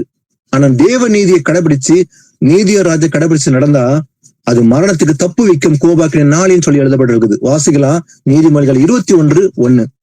ராஜாவின் இருதயம் கர்த்தரின் கையில் நீர்க்கால்களை போலிருக்கிறது, அதை தமது சித்தத்தின்படி அவர் திருப்புகிறார். ஆமென். பாருங்க, ராஜாவின் இருதயம் கர்த்தரின் கையில் நீர்க்கால்களை போல் இருக்கிறதாம், அதை தமது சித்தத்தின்படி அவர் திருப்புகிறார். அதாவது ராஜாவின் இருதயம் எங்க யார் கையில இருக்குது? கர்த்தரின் கையில் இருக்குது. வாசிக்கலாம், நீதிமொழிகள் 28:11 வாசிக்கலாம். ஐஸ்வர்யவான் தன் பார்வைக்கு ஞானவான், புத்தி உள்ள தரித்திரனோ அவனை பரிசோதிக்கிறான். ஆமீன். பாருங்க, ஐஸ்வர்யவான் தன் பார்வைக்கு ஞானவான். அப்போ சுய புத்தியில சாடுறவன் யாரு? ஐஸ்வர்யவான். தன் சொந்த புத்தியை நம்பி இருக்கிறவன் தான் ஐஸ்வர்யவான். ஏன்னா ஐஸ்வர்யவான் தன் பார்வைக்கு ஞானவான். ஏன்னா அவன் சுய புத்தி சார்ந்து இருக்கிறதுனால, செல்ஃப் தாட், அதனால அவன் தன் பார்வைக்கு ஞானவானா இருக்கிறான். ஆனா புத்தி உள்ள தரித்திரனோ அவனை பரிசோதிக்கிறான். பாருங்க, ஐஸ்வர்யவான் என்ன பண்றான்? தன் பார்வைக்கு ஞானம் உள்ளவனா இருக்கிறான், அவன் செய்யறதான் சரின்னு நினைப்பான். ஆனா புத்தி உள்ள தரித்திரன் அவனை பரிசோதிக்கிறானா. வாசிக்கலாம், நீதிமொழிகள் 23:4-5 வாசிக்கலாம். ஐஸ்வர்யம் ஆக வேண்டும் என்று பிரயாசப்படாதே, சுய புத்தியை சாராதே, இல்லாமற் போகும் பொருள் மேல் உன் கண்களை பறக்க விடுவானேன். அது கழுகுகள் போல சிறகுகளை தனக்கு உண்டு பண்ணிக்கொண்டு ஆகாய மார்க்கமாய் பறந்து போம். ஆமென். பாருங்க, ஐஸ்வர்யவான்கள் ஆக வேண்டும் என்று பிரயாசப்படாதேன்னு சொல்லி சொல்லுது. நான் வந்து பணக்காரனா ஆகணும்னு சொல்லி முயற்சி செய்யாதுன்னு சொல்லி ஆண்டவர் சொல்றாரு. ஆனா சிலர் அதான் நினைக்கிறாங்க, நான் வந்து எப்படியாவது மற்றவர்களை பார்த்து நானும் பணத்தெல்லாம் சேர்த்து பெரிய கோடீஸ்வரனா மாறணும் அப்படின்னு சொல்லி சில பேர் நினைக்கிறாங்க. ஆனா ஆண்டவர் சொல்றாரு, ஐஸ்வர்யங்களாக வேண்டும் என்று பிரயாசமும் படாதேன்னு சொல்றாரு ஆண்டவர். ஏன்னா சுய புத்தியை சாராதே, இதுதான் சுய புத்தி. எது? நான் பணக்காரனா ஆகணும், நிறைய கோடிக்கணக்கான பணம் சம்பாதிச்சு நான் சுகபோகமா வாழன்னு சொல்லி நினைக்கிற பிரயாசப்படுறன்னு தான் சொல்றாரு. நீ சுய புத்தியை சாராதே, இல்லாமற் போகும் பொருள் மேல் உன் கண்களை பறக்க விடாதே. பறக்க விடுவானின் இதெல்லாம் வந்து இல்லாமற் போகுமா. இயேசு கிறிஸ்து வருகைக்கு முன்பாக அந்த கர்த்தருடைய பெரிய நாள், மகா நாள், அதாவது கர்த்தருடைய நாள் வரப்போகுது இல்லையா? அது பூமிக்கு ஒரு கண்ணியை போல இருக்குமா. அது சகிப்பவன் யாருன்னு இருக்குது. அந்த நாள்ல இந்த பணம் எல்லாம் வந்து இல்லாம போயிடும். ஏன்னா இல்லாமற் போகும் பொருள் மேல் உன் கண்களை பறக்க விடுவானேன். அதனால இது கழுகை போல சிறகுகளை தனக்கு உண்டு பண்ணி கொண்டு ஆகாய மார்க்கமாய் பறந்து போகும். ஆனா சில பேர் வந்து ஐஸ்வர்யனா ஆகணும் விரும்பப்பட்டு அவங்க பணத்தை சேர்த்து வைக்கிறாங்க. ஏன்னா இது நம்ம இன்னைக்கு பாத்தீங்கன்னா உலகத்துல கிட்டத்தட்ட வந்து ஒரு 20 வருஷம் முன்பாக இருந்ததை விட அதிகமா இன்னைக்கு பணங்கள் வந்து கொள்ளையிடுறாங்க. எப்படின்னா பாத்தீங்கன்னா இன்னைக்கு ஆன்லைன் கொள்ளைகள் நடக்குது இல்லையா, ஸ்வாம்னு சொல்லி. அதாவது பாத்தீங்கன்னாக்கா ஒரு செகண்ட்ல வந்து கோடிக்கணக்கான பணத்தை ஒரே ஒரு செகண்ட்ல திருடுறாங்களாம் இல்லைங்களா. சில பேர் வந்து நிறைய பேர் வந்து அந்த செய்தியை கொடுத்திருக்காங்க. ஒரே செகண்ட்ல அவன் சேர்த்து வச்சிருக்க மொத்த பணமும் வந்து காலி இல்லைங்களா. அது பறந்து போயிடுச்சு இல்லையா. அது மேல நாட்டம் வைக்கிறதுனாலும் இல்லையா, அநேகர் பணத்தை சேர்த்து வச்சு பொருளாசை இருக்கிறதுனாலதான் அதை இழந்து போகிறார்கள். அத வசனம் சொல்லுது, அது கழுதை போல சிறகுகளை தனக்கு உண்டு பண்ணி கொண்டு ஆகாய மார்க்கமாய் பறந்து போகும். அது இல்லாத இடமே பறந்து போடும். அது மேல நாட்டம் வைக்காது படான்னு சொல்லி ஏசப்பா சொல்றாரு. வாசிகளா யாக்கோபு 5ஆம் அதிகாரத்துல 1-3. ஐஸ்வர்யவான்களே கேளுங்கள், உங்கள் மேல் வரும் நிர்பந்தங்களின் நிமித்தம் அலறி அழுங்கள். உங்கள் ஐஸ்வர்யம் அழிந்து உங்கள் வஸ்திரங்கள் பொட்டரித்து போயின. உங்கள் பொன்னும் வெள்ளியும் துரு பிடித்தது. அவைகளில் உள்ள துரு உங்களுக்கு விரோதமாக சாட்சியாயிருந்து அக்கினியை போல உங்கள் மாம்சத்தை தின்னும். கடைசி நாட்களிலே பொக்கிஷத்தை சேர்த்தீர்கள். ஆமென். ஆமீன். இந்த வசனம் எல்லோரும் எச்சரிக்கிற ஒரு வசனம். நல்லா கவனிச்சு பாருங்க. ஐஸ்வர்யவான்களே கேளுங்கள். அவங்கள பார்த்து சொல்றாரு. யாருக்கு? பணக்காரங்க சொல்றாரு ஆண்டவர். உங்கள் மேல் வரும் நிர்பந்தங்களின் நிமித்தம் அலறி அழுங்கள். இதனால உங்கள் ஐஸ்வர்யம் அழிந்து உங்கள் வஸ்திரங்கள் பொட்டரித்து போயின. உங்கள் பொன்னும் வெள்ளியும் துருப்பிடித்தது. அவையில் உள்ள துரு உங்களுக்கு விரோதமாக சாட்சியா இருந்து. நல்லா கவனிச்சீங்கன்னா, அவையில் உள்ள துரு உங்களுக்கு விரோதமாக சாட்சியா இருக்கும். அப்ப இயேசு கிறிஸ்து வரும்போது பணக்காரன் கையில கோடிக்கணக்கான பணம் கையில இருக்கும்போது, இது முக்கியமா இயேசு அறிந்தவர்கள் தான் எச்சரிக்கிறார். பாத்தீங்கன்னாக்கா நிறைய கிறிஸ்தவ உலகத்துல இன்னைக்கு பொருளாசை இருந்து சேர்த்து வச்சிருக்காங்க கோடிக்கணக்கான பணத்தை. ஏன்னா இயேசு கிறிஸ்து வரும்போது கோடிக்கணக்கான பணம் கையில இருந்தா அதுக்கு என்ன பண்ணுமா? வசனம் சொல்லுது, அவையில் உள்ள துரு உங்களுக்கு விரோதமாக சாட்சியா இருந்து.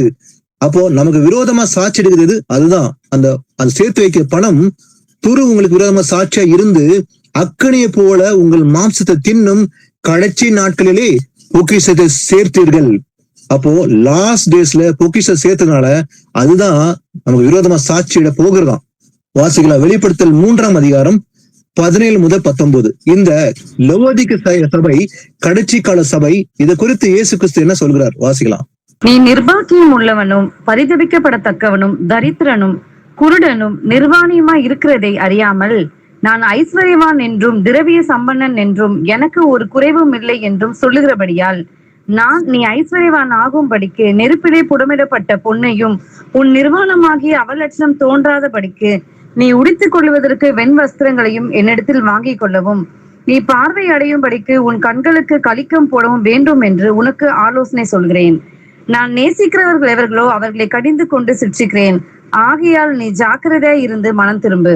ஆமீன். பாருங்க, இந்த லவோதிக்க சபை, இந்த 7 சபையில இந்த விழுந்து போன சபை, இந்த பண ஆசை உள்ள சபை தான் அந்த லவோதிக்க சபை. இன்னைக்கு இந்த காலகட்டத்துல முடிவுல ஏசப்பா வருகையில இன்னைக்கு சபை இருக்குதான்னு பார்த்தா நல்லா கவனிச்சு பார்த்தா இது இருக்குது உலகத்துல.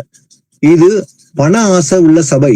ஏன்னா அந்த சபையை பார்த்து எச்சரிக்கிற ஆண்டவர், நீ நிர்பாக்கியம் உள்ளவனும் பரிதபிக்கப்பட்டவனும் தரித்திரனும் குருடனும் நிர்வாணியமா இருக்கிறதை அறியாம, நான் ஐஸ்வர்யவான் என்றும், இதெல்லாம் இப்படி இருக்கிற, ஆனா இதெல்லாம் அறியாம நீ என்ன சொல்ற? நான் ஐஸ்வர்யவான் என்றும் பிறவி சம்பனன் என்றும் எனக்கு ஒரு குறையும் இல்லை என்றும் சொல்லுகிறபடியால். எனக்கு ஒரு குறையும் கிடையாது, என்கிட்ட கோடிக்கணக்கான பணம் இருக்குது, குறைச்சலே இல்லைன்னு அப்படின்னு நீ சொல்ற. அதனால நான், அதாவது நீ ஐஸ்வர்யவான் ஆகும்படிக்கு நெருப்பில புடமிட்டப்பட்ட பொன்னையும் உன் நிர்வாணமாகிய அவலட்சணமும் தோன்றாதபடிக்கு என்ன பண்ணுமா? நீ உடுத்திக் கொள்வதற்கு வெண் வஸ்திரங்களை இடத்தில் வாங்கிக் கொள்ளுன்னு சொல்லி ஆண்டவர் எச்சரிக்கிறார். இந்த வெண் வஸ்திரம் தான் தேவனுடைய நீதி, பரிசுத்தவானுடைய நீதி தான் இந்த வெண் வஸ்திரம்.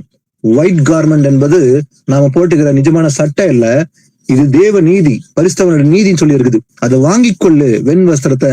அப்போ நீ பார்வை அடையும்படிக்கு உன் கண்களுக்கு, ஏன்னா அவன் குருடனா இருக்கிறான், அதான் நீ பார்வை அடையும்படிக்கு உன் கண்களுக்கு கலிக்கம் போடவும் வேண்டும் என்று உனக்கு ஆலோசனை சொல்லுகிறேன்னு சொல்லி ஏசப்பா சொல்றாரு. அதே போல நான் நேசிக்கிற எவர்களோ அவளை கடிந்து கொண்டு சிச்சிக்கிறேன். ஆகையால் நீ ஜாக்கிரதையா இருந்து மனம் திரும்பு. மனம் திரும்பத்துக்கு இயேசு கிறிஸ்து ஒரு வாய்ப்பை கொடுத்திருக்கிறார். இன்னைக்கு இந்த பண ஆசை உள்ள சபை, இன்னைக்கு கோடிக்கணக்கான பணத்தை சேர்த்து வைக்கிற சபை தான் லவோதிக்க சபை.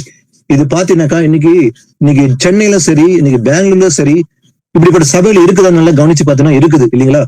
இன்னைக்கு கோடிக்கணக்கான பணத்தை தசபாகம் காணிக்கன்னு சொல்லி கொள்ளையடிச்சு ஜனங்களை வஞ்சித்து சேர்த்து வைத்து நான் பண ஐஸ்வர்யமான்னு சொல்லுகிற சபை தான் இன்னைக்கு பெரிய பெரிய சபையில இருக்குது.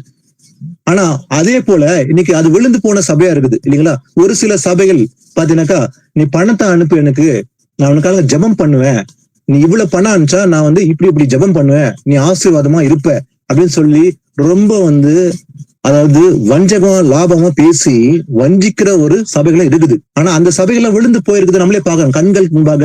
அதாவது 120 கோடி தங்கத்தால ஒழுக்கி வைத்து விழுந்து போயிருக்குது. இதெல்லாம் இன்னைக்கு அரசாங்கம் பிடித்து இருக்குது, பாக்குறோம் இல்லைங்களா. ஏன்னா இயேசு கிறிஸ்து வரும்போது இப்படிப்பட்ட சபைகள் இருக்கும். இதெல்லாம் வஞ்சிக்கிற சபைகள், பண ஆசையுள்ள சபை, அதுதான் லவோதிக்க சபை. ஆனா இப்படிப்பட்ட சபைகள் இருந்தா நம்ம தான் என்ன பண்ணணும், நம்முடைய ஆத்மா காப்பாற்றிக்கொள்ள அவைகளை விட்டு விலகி இருக்க வேண்டும். ஏன்னா அது விழுந்து போகிறது. ஏசப்பா வரும்போது, ஏன்னா அதுதான் அந்த பணம் தான் சாட்சி கொடுக்க போகுது அவனுக்கு விரோதமாக. அதை நாம் என்ன செய்ய வேண்டும், அவைகளை விட்டு விலகி இருக்க வேண்டும். அதான் இப்படிப்பட்ட சபைகள் சொல்றாரு, மனம் திரும்பு, பி கேர்ஃபுல் அண்ட் ரிப்பெண்டன்ஸ் சொல்றாரு ஆண்டவர். வாசிக்கலாம், யாக்கோபு 5ஆம் அதிகாரம் 5ஆம் வசனம். நீங்கள் சம்பீரமாய் வாழ்ந்து சுகபோகத்தில் உழந்தீர்கள், கொழுத்தவிலை அடிக்கும் நாளில் நடக்கிறது போல உங்கள் இருதயங்களை போஷித்தீர்கள். ஆமென். பாருங்க, பூமியிலே நீங்கள் எப்படி இருக்கிறீங்க, பூமியிலே நீங்கள் சம்பரமாய் வாழ்ந்து சுகமோகத்தில் உழுகிறீர்கள், கொழுத்தவிலை அடிக்கும் நாளில் நடக்கிறது போல உங்கள் இருதயங்களை போஷித்தீர்கள். அப்போ இயேசு கிறிஸ்து வரும்போது இதுக்கெல்லாம் கணக்கு கேட்பார் ஆண்டவர் இல்லையா. உண்மையாலே நம்ம கிட்ட பண பொக்கிஷத்துல நம்ம நிறைஞ்சிருக்கிறோமா இல்லையான்னு சொல்லி அன்னைக்குதான் தெரியும். வாசிக்கலாம், 1 தீமோத்தி 5ஆம் அதிகாரம் 6ஆம் வசனம். சுகபோகமாய் வாழ்கிறவள் உயிரோடே செத்தவள். இந்த லக்ஸரியஸ் லிவிங் கர்த்தருக்கு பிடிக்காத ஒரு காரியம் இல்லைங்களா. பணம் அதிகமா இருந்தா என்ன பண்ணுவாங்க, லக்ஸரிஸா வாழ்வாங்க. இது புறஜாதிகளுக்கு மக்கள் ஆண்டவர் முக்கியமா சொல்லல, இது கிறிஸ்தவர்கள் இருக்கிற பெயர் பெற்றவர்கள் ஆண்டவர் எச்சரிக்கிறார். ஏன்னா அவர்கள் தான் இன்னைக்கு என்ன பண்றாங்க, சுகபோகமா வாழ நினைக்கிறாங்க. ஏன்னா அவங்களுக்கு வசனம் தெரியாதனால நிறைய பேர் என்ன பண்றாங்க, ஆசீர்வாதம்னா என்ன, அதாவது எனக்கு பணம் பொருள், அதாவது வீடெல்லாம் கட்டிட்டு காரு பங்களெல்லாம் வாங்கிட்டு என் பசங்களாம் நல்லா வெளிநாட்டுல படிக்கிறது, இதெல்லாம் கர்த்தர் கொடுக்குற ஆசீர்வாதம் சொல்லி இதான் தேடுறாங்க. ஆனா கர்த்தர் ஒருபோதும் அதை சொல்லவே இல்லை. ஆனா அதுக்கான இச்சைக்கேற்ற போதங்களை தேடுறாங்க. அதாவது எனக்காக ஜெபிங்க, நீங்க ஜெபிக்கும் போது அதாவது எனக்கு கிடைச்சா அதெல்லாம் உனக்கு இவ்வளவு கொடுக்குறேன் அப்படின்ற ஒரு இச்சைக்கேற்ற போதங்களை தேடுறாங்க. அவனும் அதே போலதான். ஆனா இது போல சுகபோகமா வாழ்ந்தா அது கர்த்தருக்கு அருவருப்பு. அதாவது சுகபோகமா வாழ்கிறவன் உயிரோட செத்தான். அப்ப தன் ஆத்மா செத்து போயிருக்குது அவனுக்கு இல்லைங்களா. அப்ப உயிரோட இருக்கிறான், ஆனா ஆத்மா செத்துதான் இருக்குது. யாருக்கு, சுகபோகமா வாழ்கிறவன். லக்ஸரிஸ் லிவிங் கர்த்தருடைய பிள்ளைகள் இருக்கவே கூடாது. ஏன்னா இயேசு கிறிஸ்து பூமியில இருக்கும்போது எப்படி வாழ்ந்தார் அவரு, ஊழியம் கொள்ளும்படி வரல, ஊழியம் செய்ய வந்தார். அதாவது ஆகாயத்து பறவைகளுக்கு கூடுகள் உண்டு, ஆனா மனுஷருக்கு தலை சாய்க்க இடம் இல்லை. அப்படிப்பட்ட ஆண்டவர் பசியோடு இருக்கிறார். அதாவது கிணற்று அடியில போய் பசியில உட்காராரு, தண்ணி குடிக்கலான்னு. அப்படிப்பட்ட ஆண்டவர் நமக்காக பாடு அனுபவிச்சார். அவர் சுகபோகமா வாழவே இல்லை. ஆனா அவருடைய பிள்ளைகள், இயேசுவின் பிள்ளைகள் அப்படி வாழ்வது சரியான்னு சொல்லிதான் நம்ம நிதானிக்கணும் இல்லைங்களா. நம்ம சாப்பாட்டுக்கு குறைச்சலே வைக்கல ஆண்டவர் இல்ல, இதெல்லாம் தெரியும் ஆண்டவருக்கு இல்லையா. அவர் காகங்களை போஷிக்கிற தேவன். நமக்கு உணவு வேணும், தங்க இடம் வேணும், அதே போல உடுத்த உடை வேணும், இதெல்லாம் கர்த்தர் எல்லாருக்கும் கொடுக்குறாரு, நமக்கு மாத்திரம் இல்ல. இந்த பூமியில வர அத்தனை பேருக்கும் கர்த்தர் கொடுக்குறாரு. அவர் இரக்கமுள்ள தேவன். ஆனா இதை விட அதிகமா நான் பொருளை சேர்க்கணும்னு சொல்லிதான் கூடாதுன்னு சொல்லிதான் இயேசப்பா சொல்றாரு. வாசிக்கலாம், எபிரேயர் 13:5 வாசிக்கலாம். நீங்கள் பண ஆசை இல்லாதவர்களாய் நடந்து உங்களுக்கு இருக்கிறவைகள் போதும் என்று எண்ணுங்கள், நான் உன்னை விட்டு விலகுவதும் இல்லை, உன்னை கைவிடுவதும் இல்லை என்று அவர் சொல்லி இருக்கிறாரே. ஆமீன். அவர் சொல்லி இருக்கிறார். யாரு, இயேசு கிறிஸ்து சொல்லி இருக்கிறார். எவ்வளவு பெரிய வாக்குத்தத்தம், உன்னை விட்டு விலகுவதும் இல்லை, உன்னை கைவிடுவதும் இல்லை. ஏன்னா இயேசு கிறிஸ்து நமக்கு இப்படி சொல்லி இருக்க, நீங்கள் பண ஆசை இல்லாதவர்களாய் நடந்து உங்களுக்கு இருக்கிறவர்களை என்ன பண்ணுவான், போதும் என்று எண்ணுங்கள். இதுவே போதும். கர்த்தர் கொடுத்திருக்கிறாரு, எனக்கு சாப்பாடு கொடுத்துக்கிறாரு, 3 வேளை உடுத்த உடை இருக்குது, தங்க இடம் இருக்குது. அப்ப என் குடும்பத்துக்கு தேவையான அத்தனையும் கர்த்தர் கொடுத்திருக்கிறாரு, இதுதான் போதும் சொல்ல. ஏசப்பா நன்றி சொல்லணும் சொல்லி இருக்குது இல்லையா. போதும் என்று எண்ணுங்கள், ஏன்னா நான் உன்னை விட்டு விலகுவதும் இல்லை, உன்னை கைவிடுவதும் இல்லை. ஏசப்பா தம்முடைய பிள்ளைகளை ஒருபோதும் கைவிடுவதும் இல்லை, விலகவும் மாட்டார். அவர் நம்பி இருக்கிற பிள்ளைகளை இல்லைங்களா. அதனால இருக்கிறதே போதும் சொல்லிதான் நினைக்கிறோம். வாசிக்கலாம், லூக்கா 15:18. நான் எழுந்து என் தகப்பனிடத்திற்கு போய், தகப்பனே, பரத்துக்கு விரோதமாகவும் உமக்கு விரோதமாகவும் பாவம் செய்தேன். ஆமென். இந்த ஊமைய நமக்கு எல்லாருமே தெரிஞ்ச ஒரு விஷயம் இல்லையா. கெட்ட குமாரனை பத்தி இல்லையா. அவன் என்ன பண்றான், ஒருவனுக்கு 2 பிள்ளை இருக்கிறான். மூத்தவன் விசுவாசமா நடந்தவனா, ஆனா இளையவன் என்ன பண்றான், அவன் இச்சைப்படி வாழன்னு சொல்லி ஆஸ்தியில பிரிச்சு கொடுக்க சொல்லி வாங்கிட்டு ஒரு தூர தேசத்துக்கு போயிட்டு ஆஸ்தி எல்லாம் என்ன பண்றான், இஷ்டப்படி பாவத்துல விழுந்து எல்லாம் செலவழிச்ச பிறகு அந்த தேசத்துல பஞ்சம் வருது. பஞ்சம் வந்த உடனே ஆஸ்தி எல்லாம் போயிடுது இல்லைங்களா? வசனம் தான் அப்பயே வாஸ்தம் இல்லைங்களா? அது கழுகுகளை போல சிறகடித்து பறந்து போயிடும், அது நிற்காது. அப்போ அவங்ககிட்ட இருந்த ஆஸ்தி எல்லாம் செலவழிச்சு போயிடுது, எல்லாமே போயிடுச்ச பிறகு வறுமை வந்துருது. அப்ப வழி இல்லாம, அதாவது ஒரு வீட்டுல வேலை செஞ்சு என்ன பண்றான், அவன் பசியை ஆற்றிக்கொள்ள, அதாவது பன்றிகள் சென்ற அந்த உணவை நான் சாப்பிடணும்னு விரும்புறான், அது கூட முடியாம போயிடுச்சு. பிறகுதான் அவன் என்ன பண்றான், புத்தி தெளிது அவனுக்கு. அதாவது எனக்கு எவ்வளவோ வசதி ஆண்டவர் வந்து என் அப்பா வீட்டுல கொடுத்திருந்தாரு, அதெல்லாம் நான் என்னமா போயிட்டேன். அவன் புத்தி தெளிவு சொல்றான், என் தகப்பனுடைய கூலிக்காரர் எத்தனையோ பேருக்கு பூர்த்தியான சாப்பாடு இருக்கிறது, நல்லா சாப்பிடறாங்க. யாரு? அப்பா வீட்டுல இருக்கிற வேலைக்காரங்க நல்லா திருப்தி சாப்பிடறாங்க. ஆனா நானும் பசினால் இங்க சாகரன்னு சொல்லி புத்தி தெளிந்து எழுந்து தகப்பன் கிட்ட போறான், மனம் திரும்பி இல்லையா? ஆனா இதுதான், இந்த மனம் திரும்புதான் இயேசு கிறிஸ்து எதிர்பார்க்கிறார். அப்போ இந்த கெட்ட குமாரன் மனம் திரும்பி போயிட்டு அவன் ஒரே ஒரு வார்த்தை சொல்ல, பரத்துக்கு விரோதமாகவும் உமக்கு முன்பாக பாவம் செய்தேன் அப்படின்னு மனம் திரும்பி அறிக்கை செய்யும் போது தகப்பனும் ஏற்றுக்கொள்கிறான். அப்ப இயேசு கிறிஸ்து கூட அதே போலதான் நம்ம ஆஸ்திகளை அதிகமா இருக்கும்போது பாவத்துல விழுந்து செலவு செஞ்சிருக்க கூடும். ஆனா அதை விட்டு எழுந்து புத்தி தெளிந்து நம்ம என்ன பண்ணுவோம், மனம் திரும்ப வேண்டும். மனம் திரும்பி, ஆனா இந்த பொக்கிஷம் நம்ம சேர்க்க கூடாது அப்படின்னு சொல்லி மனம் திரும்பினா கர்த்தரும் ஏற்றுக்கொள்வார். அதனால பாருங்க, அவன் புத்தி தெளிந்து போறான். பிறகு இதுல 32ஆம் வசனத்தை வாசிங்க, லூக்கா 15:32. உன் சகோதரனாகிய இவனோ மரித்தான், திரும்பவும் உயிர்த்தான், காணாமற் போனான், திரும்பவும் காணப்பட்டான், ஆனபடியினாலே நாம் சந்தோஷப்பட்டு மகிழ்ச்சியா இருக்க வேண்டுமே என்று சொன்னான் என்றார். ஆமென். ஆமென். இயேசு கிறிஸ்து கூட அதே போல மனம் திரும்பி இயேசு தேடி வரும்போது அவர் ஏற்றுக்கொள்ள தகப்பனாதான் இருக்கிறார். இன்னைக்கு கூட இல்லைங்களா? அவர் பொறுமை உள்ளவரா இருக்கிறார். அதே போலதான் அந்த இளைய குமாரனை அந்த தகப்பன் ஏற்றுக்கொண்டார், சந்தோஷப்பட்டார், மனம் திரும்பினார். அதான் சொல்றாரு, என்ன சொல்றாரு அந்த அப்பா பாத்தீங்கன்னா, இவனும் மரித்தான், திரும்பவும் உயிர்த்தான். பாவத்துல மரித்திருந்தான், ஆனா திரும்பவும் உயிர்த்திருக்கிறான். காணாம போயிட்டான் என்னை விட்டு தூர தேசத்துக்கு, ஆனா திரும்ப மனம் திரும்பி காணப்பட்டான். ஆனபடியால் நாம் என்ன பண்ணோமா, சந்தோஷப்பட்டு மகிழ்ச்சியா இருக்க வேண்டும். இயேசு கிறிஸ்து கூட அதேதான் விரும்புறாரு. அப்போ ஒருவன் பாவத்தில் விழுந்து, அதாவது ஆஸ்தியில செலவழித்து விழுந்து போன கெட்ட குமாரனை போல இருந்தாலும் கூட ஒன்னே ஒண்ணுதான் என்ன செய்யணும், மனம் திரும்ப வேண்டும். அதனால்தான் லவோதிக்க சபை ஆண்டு எச்சரிக்கார், மனம் திரும்பு, நீ ஜாக்கிரதையா இருந்து மனம் திரும்பு. யார சொல்றார்? இந்த லவோதிக்க சபை. இன்னும் கூட ஆண்டவர் கிரேஸ் கொடுக்கிறார், மனம் திரும்புது வாய்ப்பு கொடுக்கிறார். ஆனா இன்னைக்கு மனம் திரும்பினா சரி.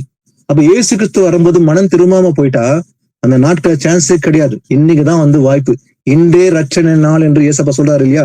வாசிக்கல. அடுத்தது சங்கீதம் 119 தாவீது எவ்வளவு அருமையா ஒரு வார்த்தை சொல்றாரு, வாசிக்கலாம். 119:72. அநேகமாயிரம் பொன் வெள்ளியை பார்க்கிலும் நீர் விளம்பின வேதமே எனக்கு நலம். பாருங்க, எது நலம் என்று அவன் சொல்றான், நீர் விளம்பின வேதமே எனக்கு நலம். ஆனா எது எந்த பிரயோஜனம் இல்லாது, நமக்கு அவ்வளவுதான் இல்லைங்களா?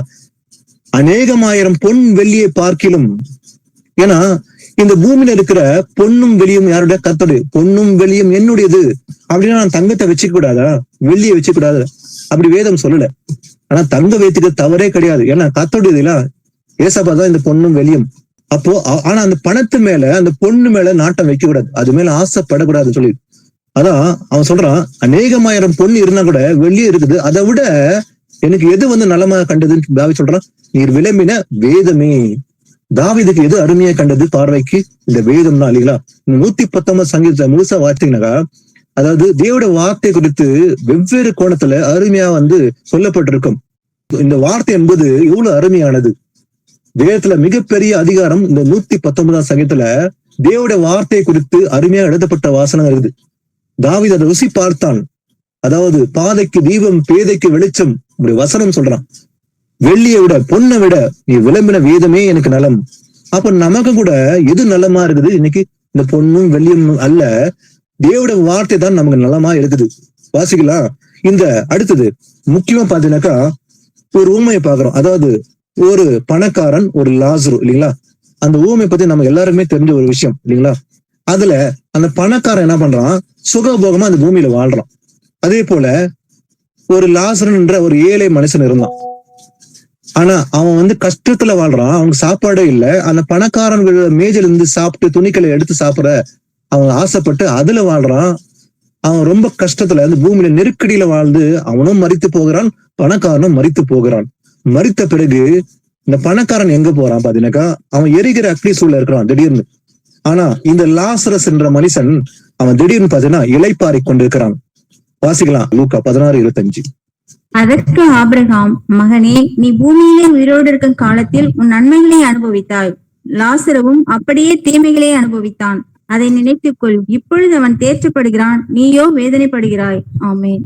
ஆமீன். ஏன் இந்த வார்த்தையை ஆபிரகாம் மடியில இளைப்பாரி கொண்டிருக்கும் போது ஆபிரகாம் சொல்கிற வார்த்தையை ஏன் சொல்றான்னு பாத்தீங்கன்னா, அந்த பணக்காரன் சொல்றான், எரிகிற அக்னி சூழலில் இருந்து கொண்டு, தகப்பனாகிய ஆபிரகாமே, நீர் எனக்கு இறங்கி லாசரு தன் விரலில் துணிகளை தண்ணீரில் தோய்த்து என் நாவை குளிர பண்ணும்படி அவனை அனுப்ப வேண்டும். அவன் நாக்கு வாடி போகுது நெருகிற அக்னியில. அவன் வேதனைப்படும் போது அங்க இருந்து லாசர் என்கிட்ட அனுப்பி ஒரு சொட்டு தண்ணி விட்டா கூட போதும் அப்படின்னு நினைக்கிறான். இந்த அக்னி ஜுவாலையிலே வேதனைப்படுகிறேன் என்று அவன் சொல்லும் போதுதான் அப்ப ஆபிரகாம் சொல்றாரு, இளைப்பாரி கொண்டிருக்க ஆபிரகாம் மடியில இருக்கிற அதே போல லாசரும் அங்கதான் இருக்கிறான். மகனே, நீ பூமியில உயிரோடு இருக்கும் காலத்தில் என்ன பண்ண? உன் நன்மைகளை அனுபவித்தாய். சுகபோகமா நீ வாழ்ந்து நல்லா அனுபவிச்சிட்ட இல்லைங்களா? ஆல்ரெடி முடிஞ்சு போச்சு பூமியில. ஆனா லாசரு அப்படியே தீமைகளை அனுபவித்தான்.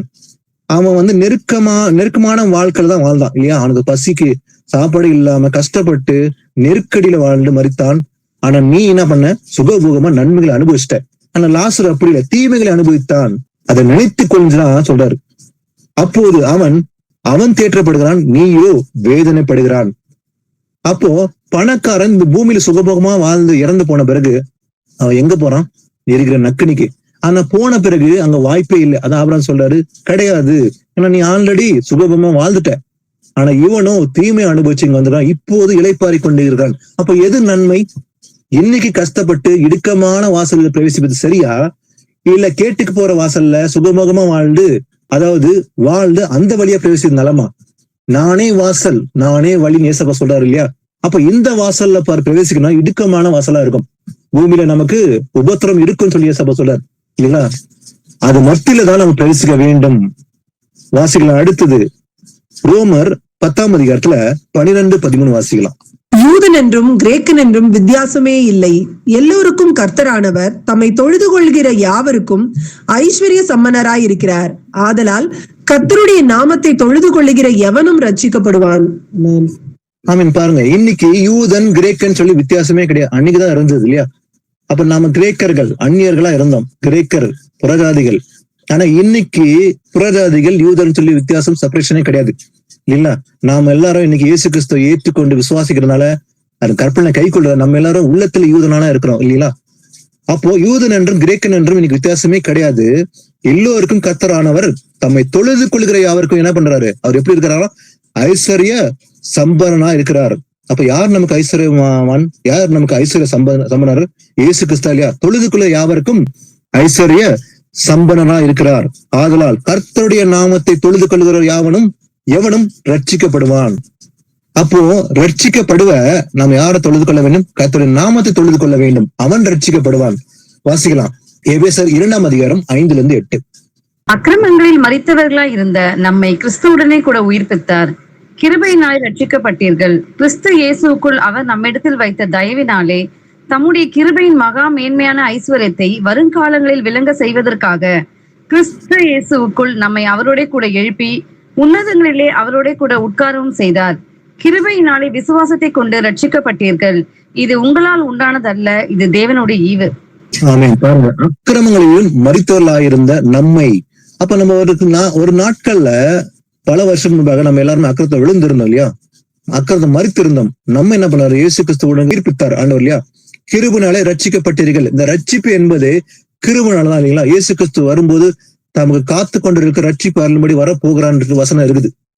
அப்போ அந்த ரட்சிப்பு என்பது கிருபை சொல்லி இருக்குது. அப்போ கிறிஸ்து இயேசுக்குள் அவர் நம்மிடத்தில் வைத்த தயவினாலே தம்முடைய கிருபையின் மகா மேன்மையான ஐஸ்வர்யத்தை, எப்படிப்பட்ட ஐஸ்வர்யம்?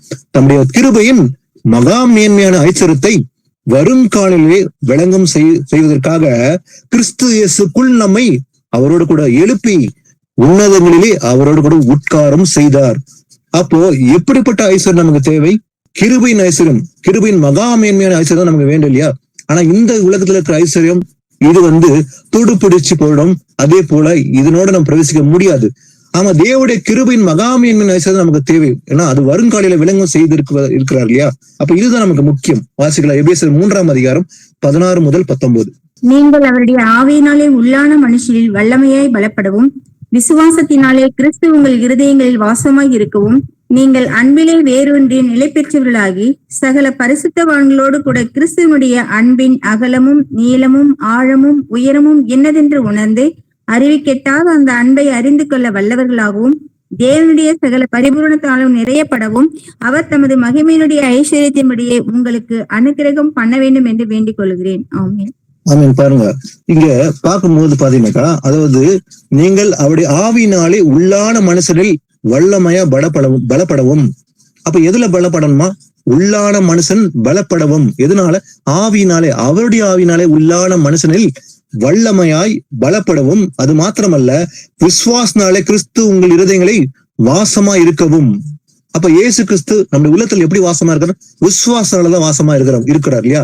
அப்ப நீங்கள் அன்பிலே வேறு ஒன்றி நிலை பெற்றவர்களாகி சகல பரிசுத்தவான்களோடும் கூட கிறிஸ்துடைய அன்பின் அகலமும் நீளமும் ஆழமும் உயரமும் என்னென்று உணர்ந்து, இது உணர வேண்டும், உணர்ந்து அறிவிக்கட்டாத அந்த அன்பை அறிந்து கொள்ள வல்லவர்களாக இருக்கணும். தேவனுடைய சகல பரிபூர்ணத்தினாலும் நிறைவுபடவும் அவர் தமது மகிமையினுடைய ஐஸ்வர்யத்தின்படியே.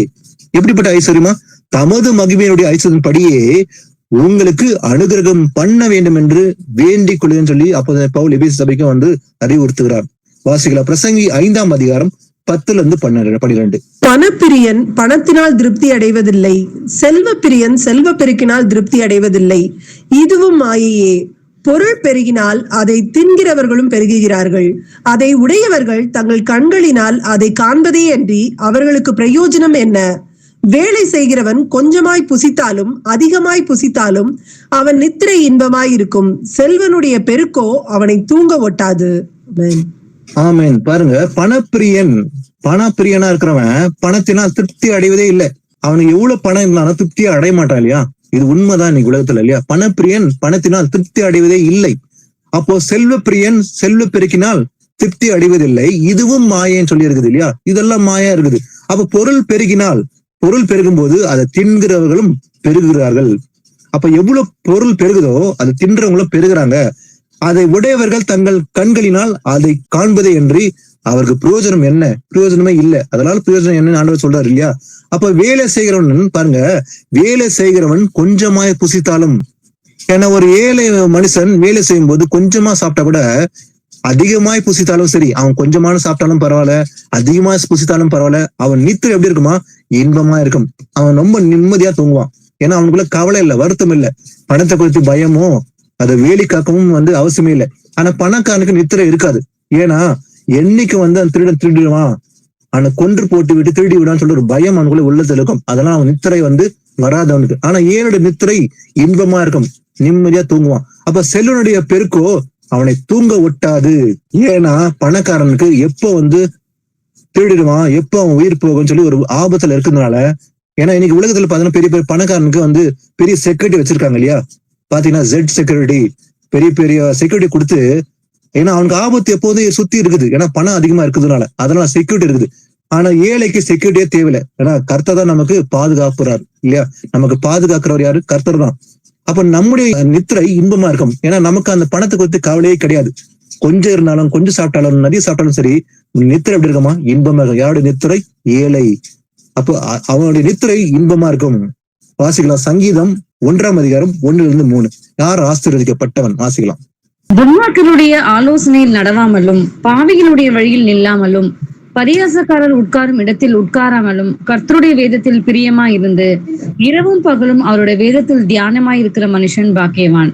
அவன் நீர்க்கால்களின் ஓரமாய் நடப்பட்டு தன் காலத்தில் தன் கனியை தந்து இலையுதிராது இருக்கிற மரத்தை போல் இருப்பான். அவன் செய்வதெல்லாம் வாய்க்கும்.